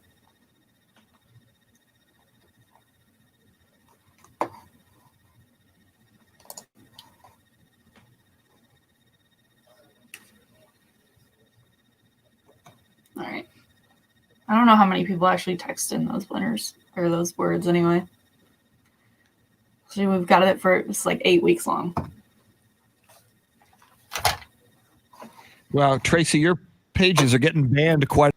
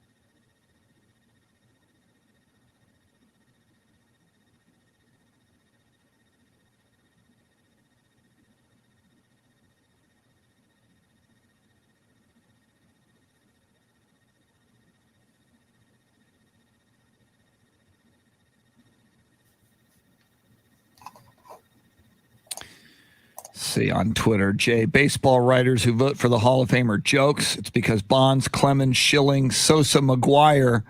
I started watching baseball. Oh, Jay is saying I watched baseball because of Bonds, Clemens, Schilling, Sosa, and McGuire. And he says, I hope they don't ever vote A-Rod in.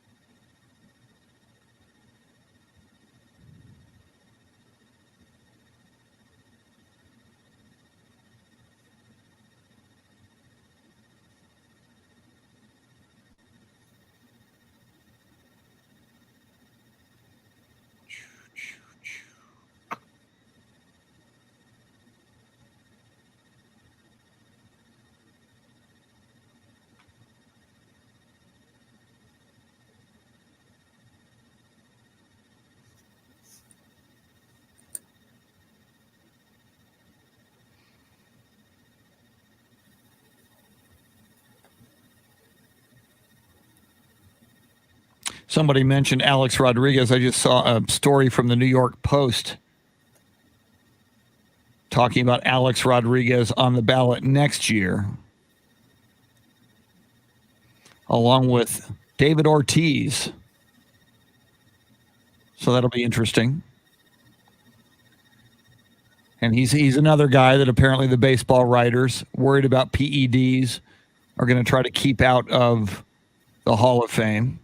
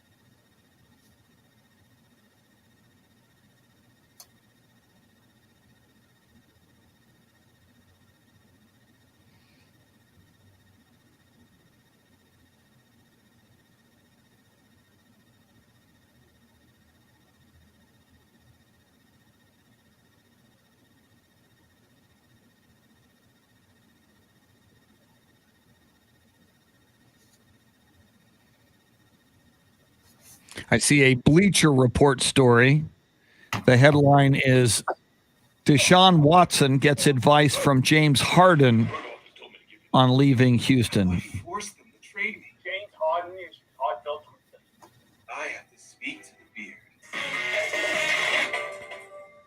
This stop is Diamond Heights. Okay, it's a cartoon. Unwritten rules.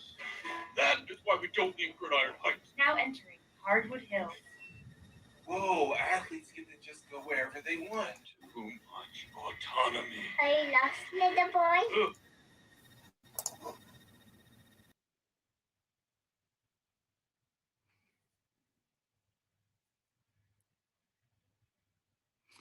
Armando Herrera talking about the baseball writers who do not vote for the Hall of Fame. He says, no vote, then you should have to explain why you did not vote. They are just as guilty of not doing their jobs. Yeah, it's a little ugly.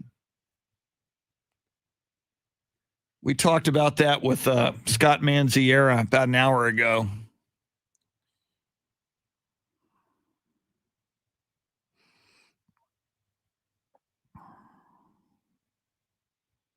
Bill Schoening going to join us here in a few moments. The voice of the San Antonio Spurs, Bill Schoening.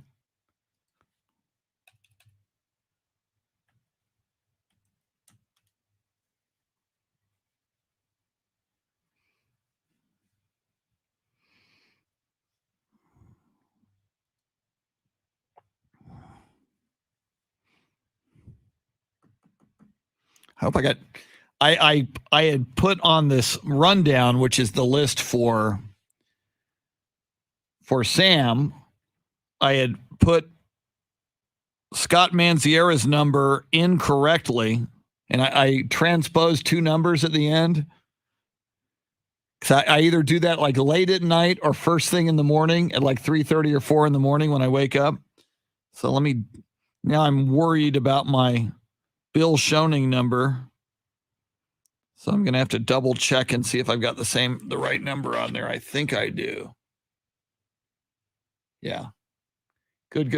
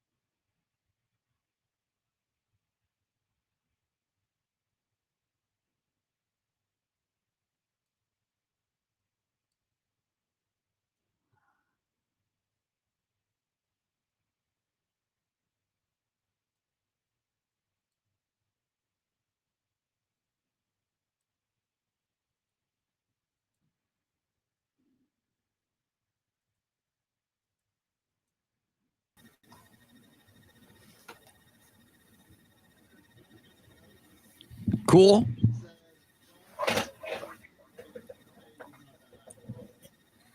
Okay, thanks.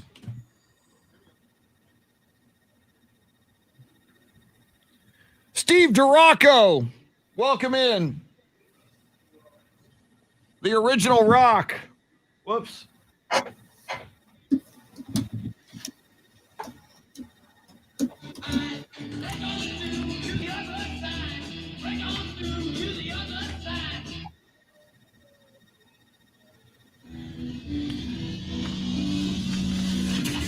Now, Chris Duel. It is Wednesday. There is a full moon. It is Spurs Day, as we like to call any day when there is a Spurs game that night. And tonight, the San Antonio Spurs are scheduled to play the Boston Celtics. They were scheduled 2 nights ago to play in New Orleans against the Pelicans. And as a lot of people know, I'm an old guy. I was a kid when the Spurs first came to San Antonio in 1973. And 2 nights ago, I think it was not only the first game of this season. A lot of NBA teams have had a game postponed due to COVID-19, but the Spurs have managed to avoid that. And think other than last year and March 11th, when the whole league shut down until the bubble in Orlando, in my memory, I don't remember another Spurs game that was scheduled for a specific night that was postponed. So a little historic that the Spurs game against the New Orleans Pelicans was postponed for coronavirus and contact tracing and health and safety protocol issues. Hopefully they play tonight, and if indeed they do, and they should, the voice of the San Antonio Spurs, Bill Schoening, will have the call. We like to check in with Bill on Wednesdays. Bill Schoening, welcome back. How you doing? Very, very good, Chris. Hoping that we get a game in tonight. Well, and how weird was that for you? I mean, this season you are remotely broadcasting from the AT&T Center, even though that game 2 nights ago would have been in New Orleans. Were you in place at the AT&T Center when you got the word, or were you driving there? How did you find out? I was ready to go. I was in my little perch, ready to rock and roll. I had all my stats done and my game notes, and was in the process of putting together some more pregame stuff. And Mike Ciccarello, our director of broadcasting, sent me a phone call. It's actually a phone call, not a text. And he said, "Are you in the arena?" I said, "Yeah, ready to go." He said, "Well, go home." So, and that's the way a lot of us found out. It was about an hour and 40 minutes, I think, before tip when the NBA officially announced it at 6:20, and we were supposed to tip right around 8 o'clock. So I'm sure it was disappointing for the players, because think about that, Chris. They got on a plane right after the win over Washington, flew to New Orleans, did all the things that they were supposed to do protocol-wise, and then they get informed just about an hour and a half before the game that there will be no game. They got to fly back. So that's got to be disappointing, but that's the days that we're living in right now, and adapt and adjust. And hopefully the Celtics made that flight yesterday from Boston to San Antonio. Or actually, they were in Chicago, so they came from Chicago. So they made that flight yesterday. So hopefully, they'll be able to go, and the Spurs will be able to go as well tonight. Absolutely. And, Bill, I said at the outset, and I just remembered one, and I'm sure you will remember it as well. I said I didn't remember a Spurs game being postponed. There was the Mexico City game a couple of years ago where there was smoke in the arena, and they had to stop that Mexico City game. So it was not the first time that Bill Schoening was ready to broadcast a Spurs game, and then that Spurs game did not come off as scheduled. I would have corrected you, but I tried to put that entire night behind me and out of my memory, because that was like the longest day in history, because not only did we not play that night, then the charter flying back, the plane wasn't quite ready when we got to the airport, so we had to wait in the terminal for, I think, 2 or 3 hours. And, these are small, minor inconveniences compared to the way a lot of people travel. But coming back, San Antonio didn't have anybody there for customs, since we're coming from a foreign country. So we had to fly to Dallas and go through customs there. But this time it was 6 a.m., something like that. And they took us through the entire airport in Dallas. I mean, we went through every inch of DFW. And we finally found our plane after we went through all the stuff you had to go through the customs. And we got to San Antonio about 8:30 in the morning, and I hadn't slept at all. So that was just a long, long night without playing a game. And then they made up that game in April at the Target Center because it was Minnesota's home game. And the Spurs, this was a couple months later now when they made up that game. And the Spurs, of course, were a championship team that year, and they didn't play very well in Minnesota at all. I just remember that being like the worst game that they had played all year long. And I think that might have been the game where Alexei Shved thought he was Luka Doncic.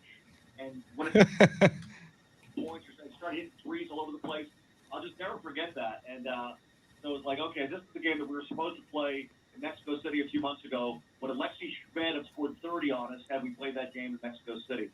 But I actually got a lot of memories of that game in Mexico City. So, yeah, kind of similar. You're ready to go, and then, boom, there's no Hey, game. Pablo. Now, Bill, assuming everything goes according to plan tonight, what can you tell us about this Spurs-Celtics matchup? Well, they split their 2 games last year. In fact, the road team won each game. This Boston team is very good. They've got a lot of talent. They haven't really had their full team together yet. They're 10-6. They had some protocol issues. They missed 3 games earlier in the month. But now they got Kemba Walker back. He's ready to go. He missed the first 3 weeks of the season with a knee injury. So they've got a really good backcourt, Walker and Smart. And, of course, Jaylen Brown and Jason Tatum are just having marvelous seasons for the Celtics. In fact, both of them are averaging over 25 points per game. And only twice in previous NBA history have teammates averaged 25 points a game through the first 10 games of the year. And Jaylen Brown and Jason Tatum have done that. I believe it was Steph Curry and Kevin Durant, and then Shaquille O'Neal and Kobe Bryant. So these 2 guys are in very good company in terms of a duo and the start that they're getting off to this season. Yeah, you mentioned the Celtics at 10-6, Bill. That's good enough for tied for second in the Eastern Conference with the Milwaukee Bucks. Of course, the team you grew up enjoying in the East, the Philadelphia 76ers, the best record in the East at 12-6.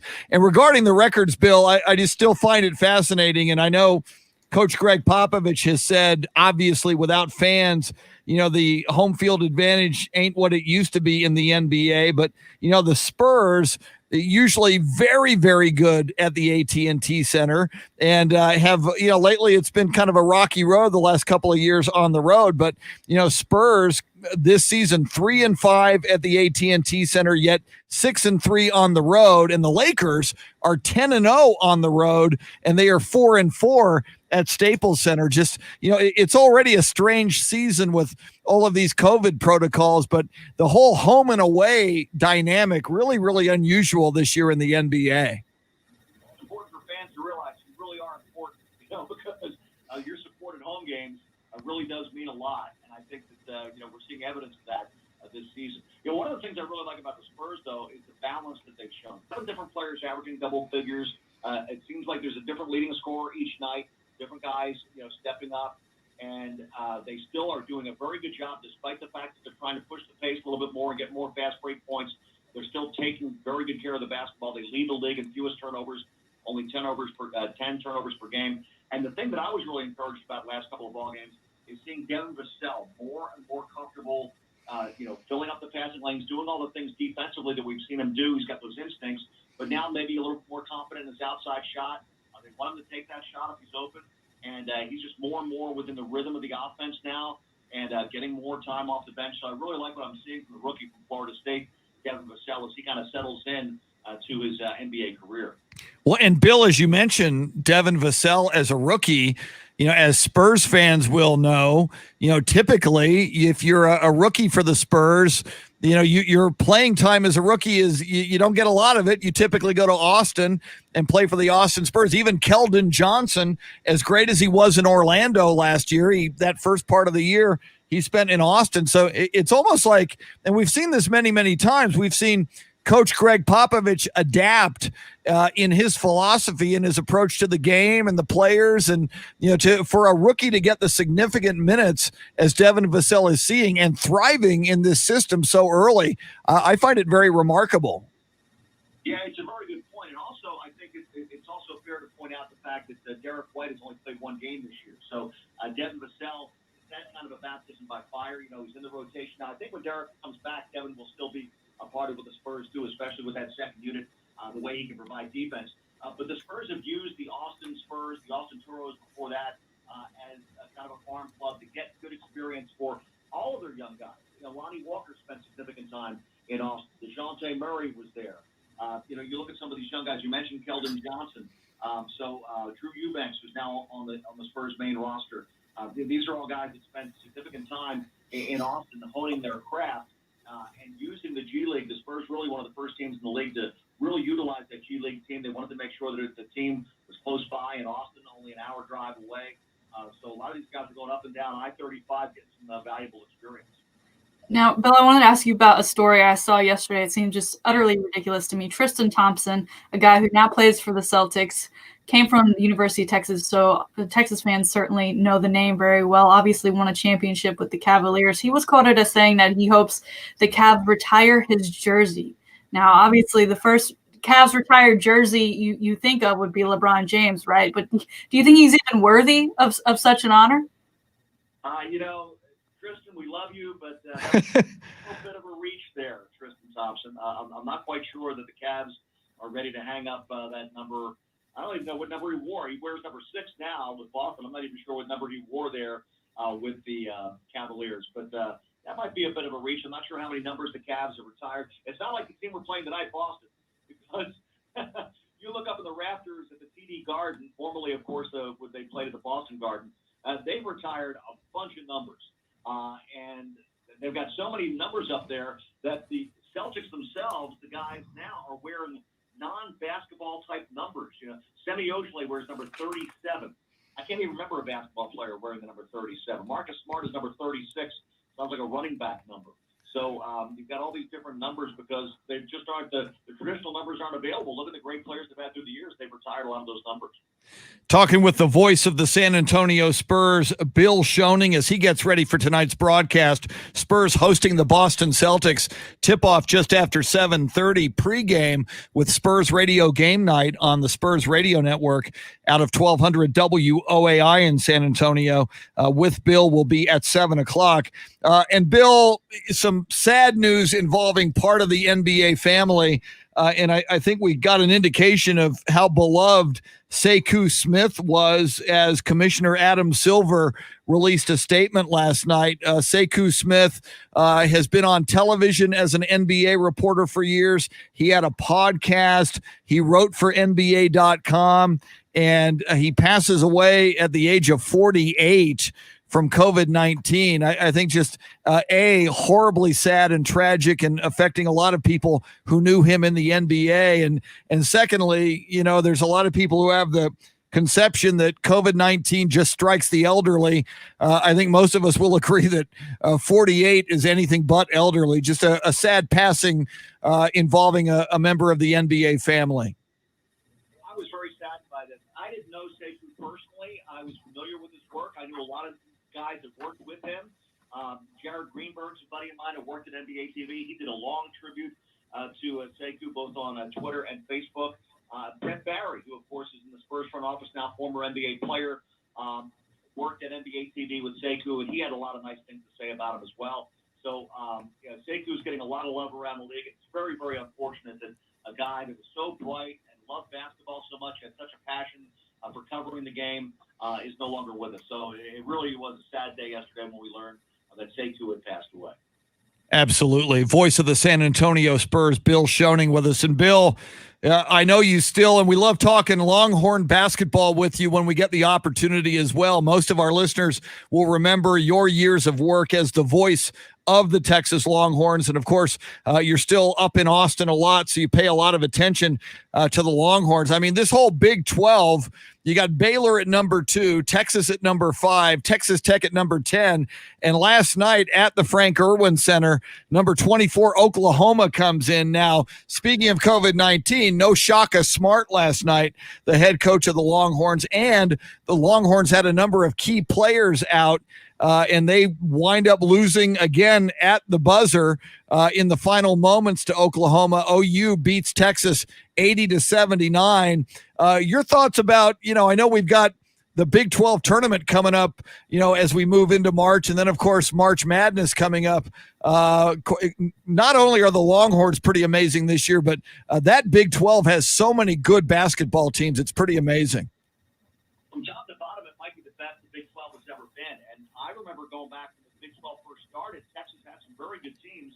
But, of course, Oklahoma State was really good back then. Kansas, of course, had an outstanding program as well. Texas Tech had some very good teams back in the mid to late 90s with San Antonio's own Stanley Bonowitz. Nice. Who played at East Central High in San Antonio, playing for his legendary father there. And just a lot of great players and good teams. But this might be the strongest the Big 12 has been after all these years now. I think it's really difficult for not only Shaka Smart and his staff because, they got kind of halted there for a while. And we talked about this on last week's show, Chris, that I think it's very, very difficult for coaching staffs to kind of know who they've got. Practice in, practice out. Can you work out? Can you only work out a few guys?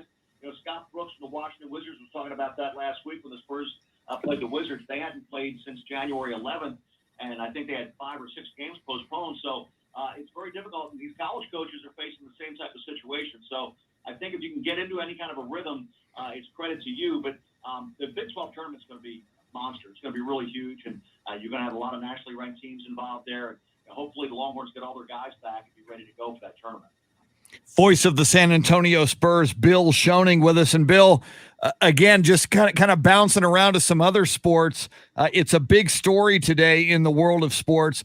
And I know you're a baseball fan, and I know in your younger days you played baseball. I've seen some great photos of you back in the day playing baseball. But yesterday, it was the voting for the Hall of Fame from the baseball writers.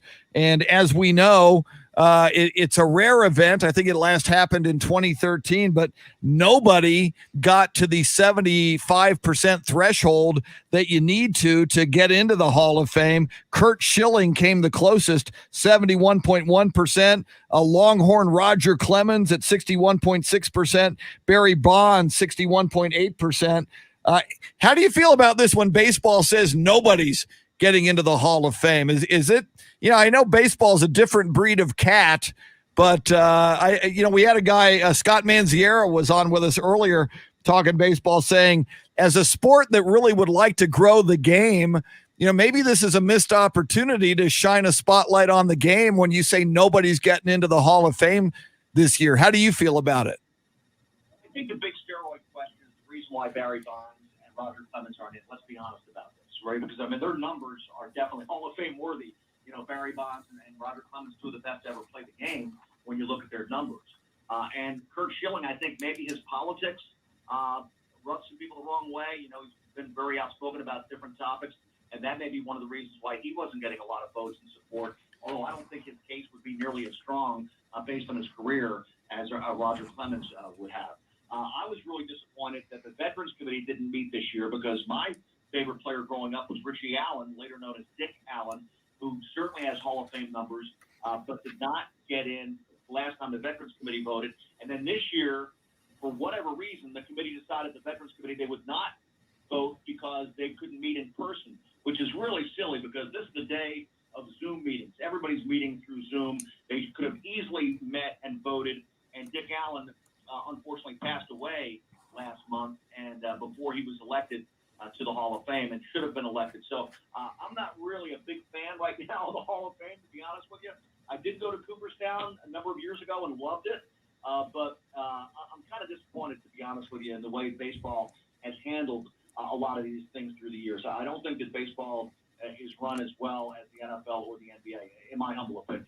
Yeah, and Bill, I talk about it a lot. I can't stand it when a guy like Dick Allen, who is deserving, either doesn't get in or is put in after he passes away and is unable to enjoy it. I've talked about Bullet Bob Hayes of the Cowboys, who went into the Pro Football Hall of Fame after he passed, just like Ken Stabler. I think it's incumbent upon these Hall of Fames to, do their due diligence. And when someone is deserving, put them in so that they and their families can enjoy it while they're still around. And finally, Bill, you talked about Barry Bonds, and one of Barry Bonds' big accomplishments was eclipsing Hank Aaron's all-time, career home run record. Just a few days ago, we lost Hank Aaron. I know, like you, I was old enough to be watching that night when Hank Aaron hit number 715.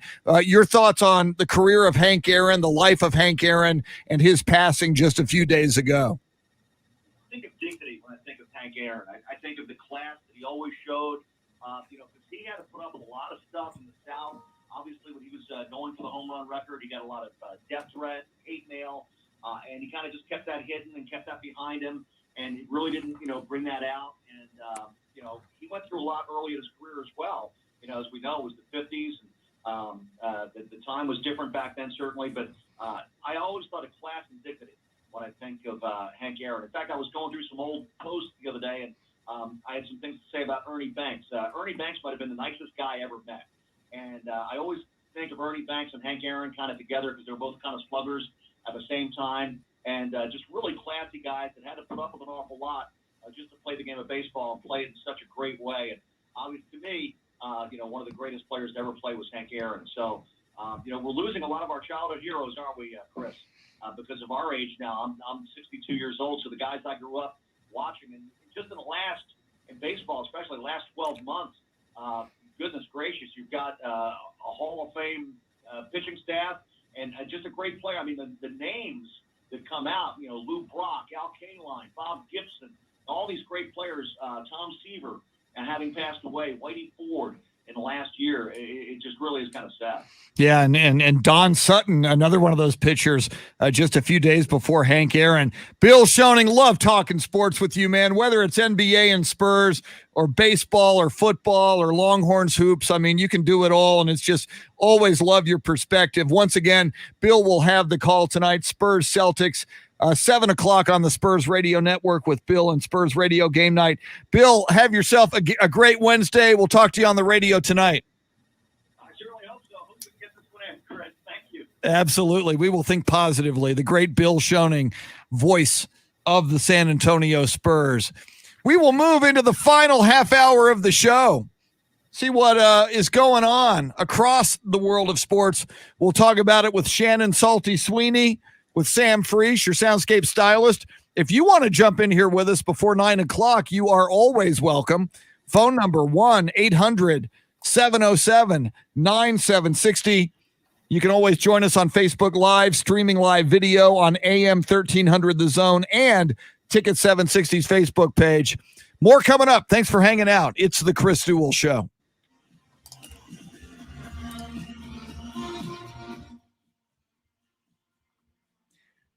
Joanne Hernandez, welcome in. Pablo Perez. John Williams wants to know if I ever had a pet rock. I did not, John. I did have a mood ring, and it used to drive me crazy because my mood ring would always be brown. Other people would be like turquoise and blue, sky blue, and mine was always brown. Don't know what that means about my mood, but that was the 70s. For you kids who don't know what a mood ring was, Google it. Surprised they're not still a big deal. They were people loved them at the time.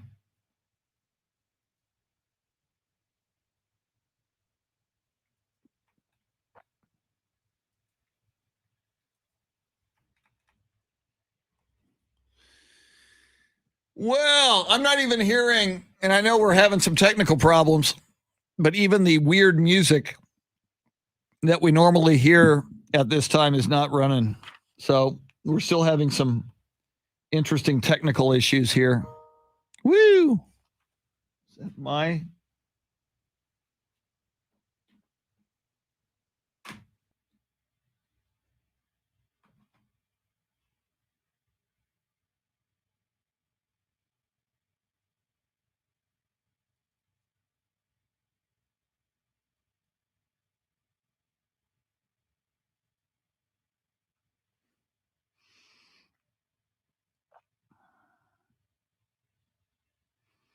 Carl Fisher, see you later. Adios.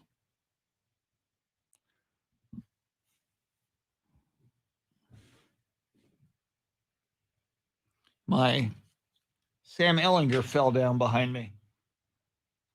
Why did you fall down, Sam? Come on.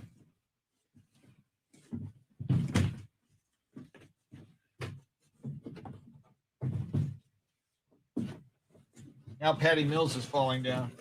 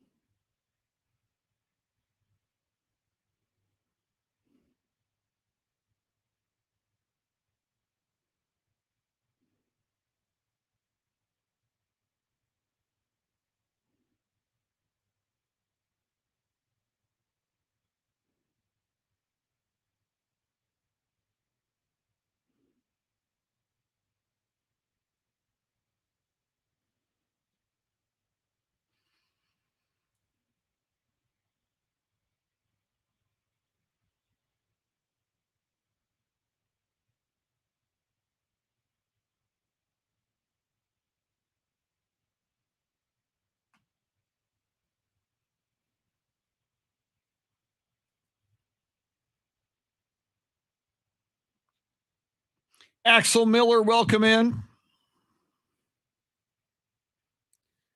Yeah, for everybody in here,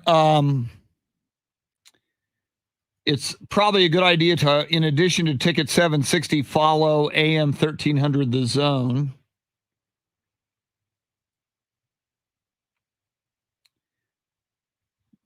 You can find us easier. I did pin, though. I pinned this video to the top of the Ticket 760 page, but for whatever the reason, that doesn't automatically go to people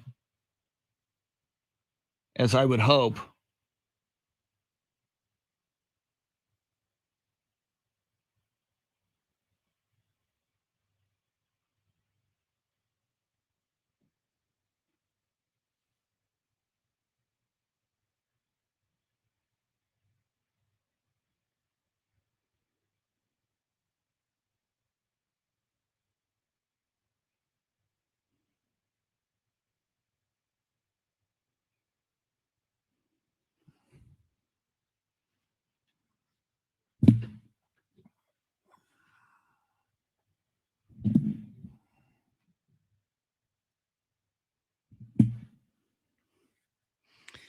Yeah, John. No echo. Hopefully that happens when we broadcast. Yolanda, welcome in. Good morning. Armando Herrera, who is my goat of radio. You know, not only what he's done, but if you listen, a lot of people don't know him for his interviewing ability, but Howard Stern, you think of Howard Stern as, you know, his new book or recent one is great. A controversial shock jock that he has been throughout his career. If you listen to a Howard Stern interview with whoever, Paul McCartney, I mean, he's interviewed Donald Trump over the years. There's a great interview with James Taylor. Whoever he is so prepared, and he asks such insightful questions. Howard Stern is an amazing interviewer and very underrated. And because of who he is, people don't think about him for his actual skill at being an interviewer. I think he's really good. He's got a whole book about, you have to say, tapping interviews. Howard Stern. Now, I don't know. Are you looking for sports talk radio? I really like Colin Cowherd. I like, and he's a friend. I like JT the Brick. Thank you. John Williams says, how about Howard Cosell? I loved Howard Cosell. Sports is entertainment, and Howard Cosell was entertaining. A lot of people hate Skip Bayless and Stephen A. Smith. You know what? They're entertaining. They're entertainers. So, yeah, if you entertain me, I tend to like you. Here we go.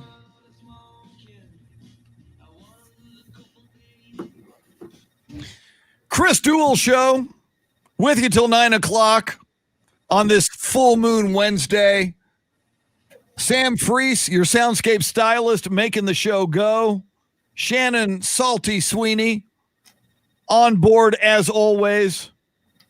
And Shannon, the dumpster fire that is the Houston Texans, continues to leave us with a lot of questions involving who's going to be the head coach and Deshaun Watson. And we haven't really talked about this situation in the last couple of days, Shannon, since we have heard reports that Deshaun Watson, one of his preferred landing spots might be, and I don't understand this at all, the New York Jets.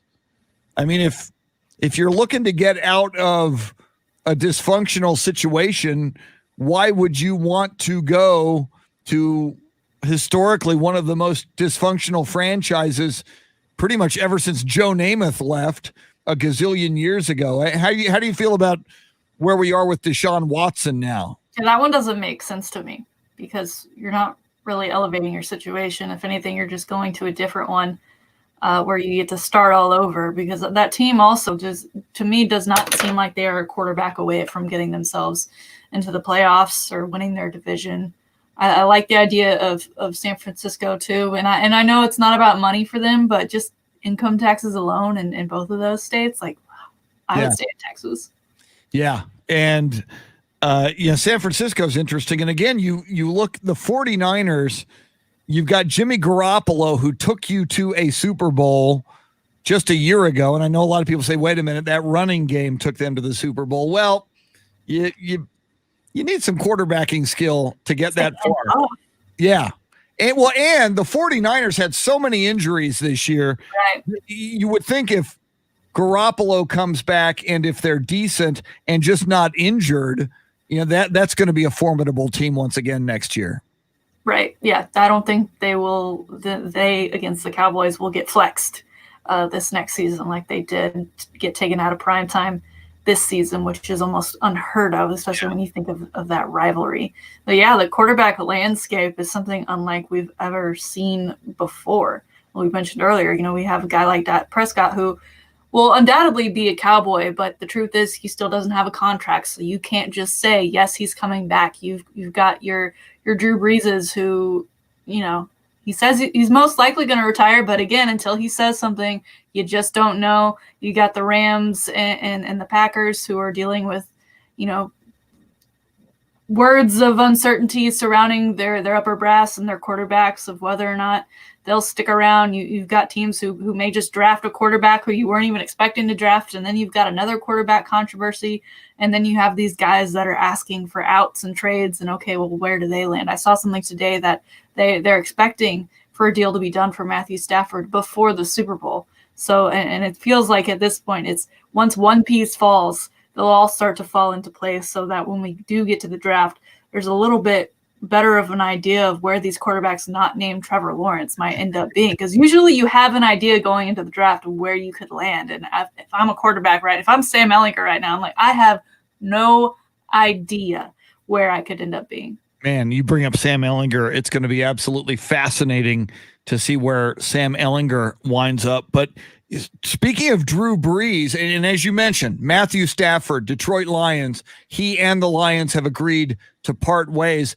I wonder if you're the New Orleans Saints, are you concerned that Drew Brees, and I know it's only been a couple of weeks now, but are you concerned that Drew Brees hasn't made a declaration yet one way or another? Because, I mean, you've got a universe of quarterback choices out there, of which at the moment, maybe Matthew Stafford is one of the possibilities.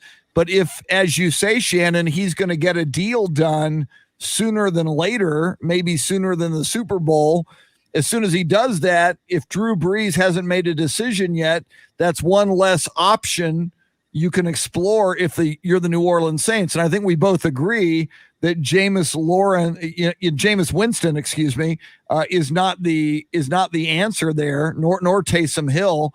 They're going to have to come up with another plan. And we were talking about the 49ers and how good they're going to be next year when nobody's injured, presumably. The roster offensively and defensively of the New Orleans Saints, whoever is the quarterback, if you've got a good functional quarterback, you got to believe they're going to be a contender and knocking on the door as well.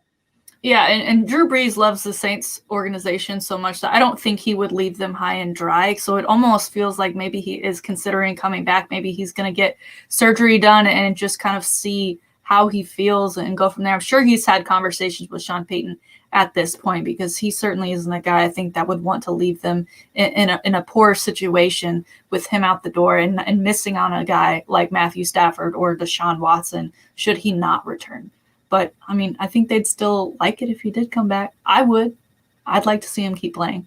Even though, I mean, even last year, and we heard in that playoff game against the Tampa Bay Buccaneers, his wife revealed that he had a rotator cuff injury on his throwing arm. But even before that one, Shannon, the rap on him was that he didn't have the same skills that he used to have. Yet, as I hear myself say that, they won the NFC South. They won more games, and they, in the regular season, swept Tom Brady and the Bucs. So it's kind of, even though he was out a few games once again, it's kind of hard to argue the success he was still able to bring to them in 2020.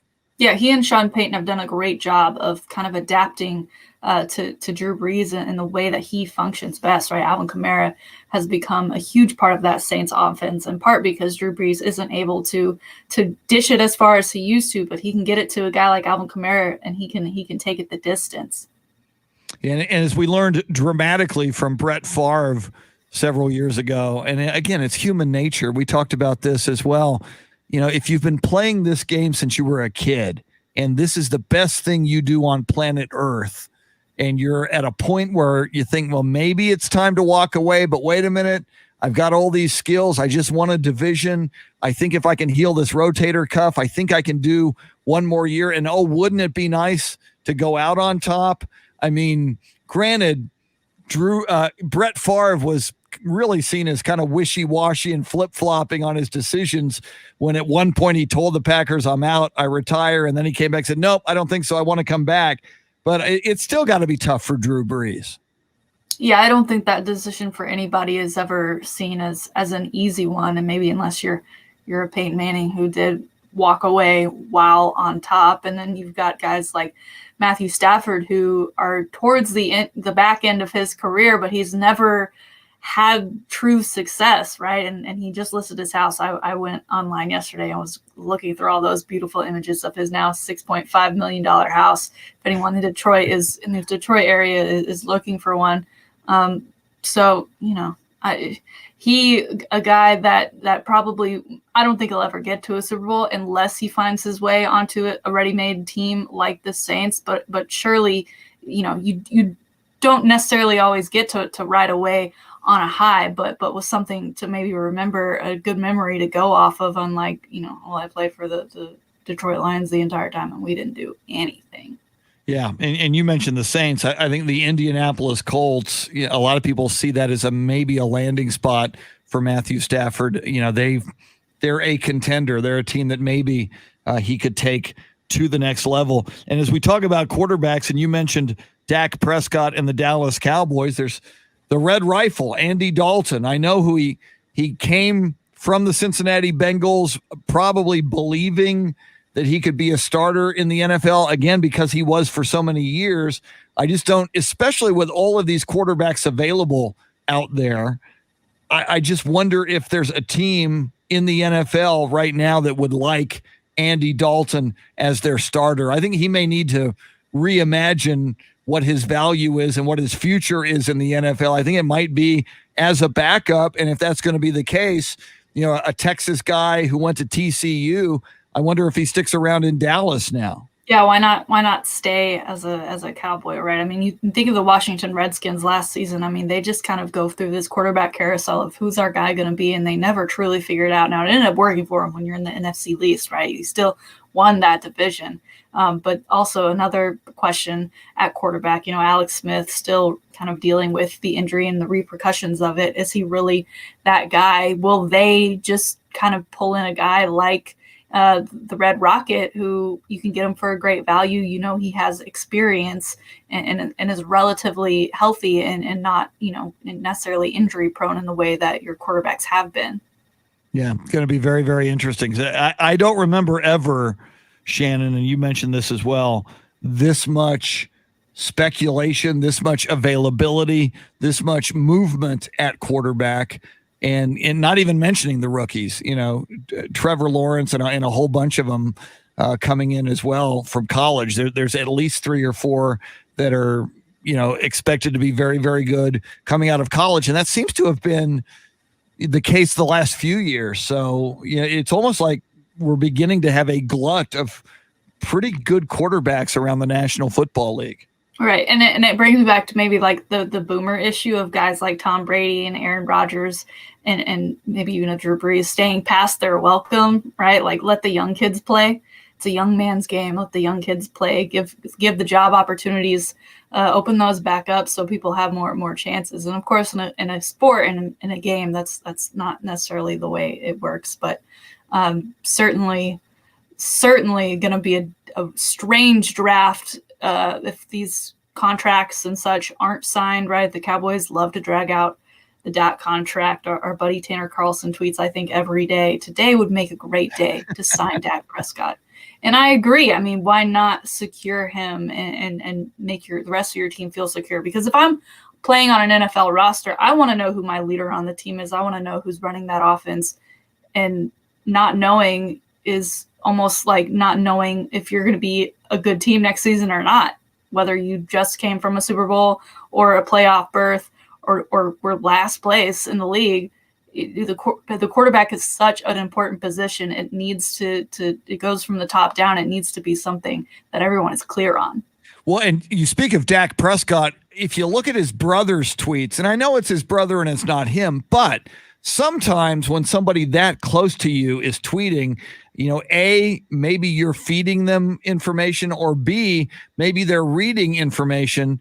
You know, we as Cowboy fans automatically think, who would ever walk away from quarterback of the Dallas Cowboys? They are America's team.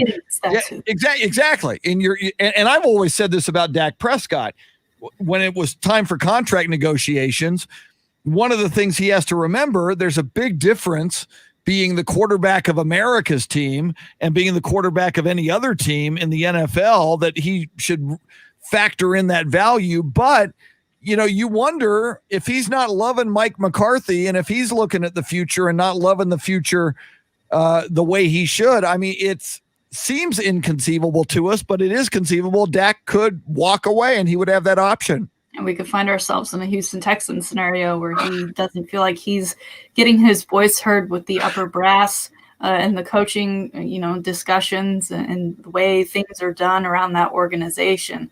Of course, a lot of Cowboys fans know that part of that is because you have Jerry Jones, who is got a hand in all operations. And until that goes away, we're kind of stuck in this process that we see year in and year out in the offseason. Well, I'm sure we will get clarity on this quarterbacking situation day by day in the National Football League. Shannon, outstanding as always. What are your big Wednesday plans? Big Wednesday, nothing. Probably some trashy reality TV, Below Deck, the Bling something on Netflix. That's been a really good one. If you haven't checked that out, if you really just need to numb your mind, I suggest it. Very nice. I might have to take a look at that. Sam Freese. Another outstanding job, sir, putting out fires technically all morning long.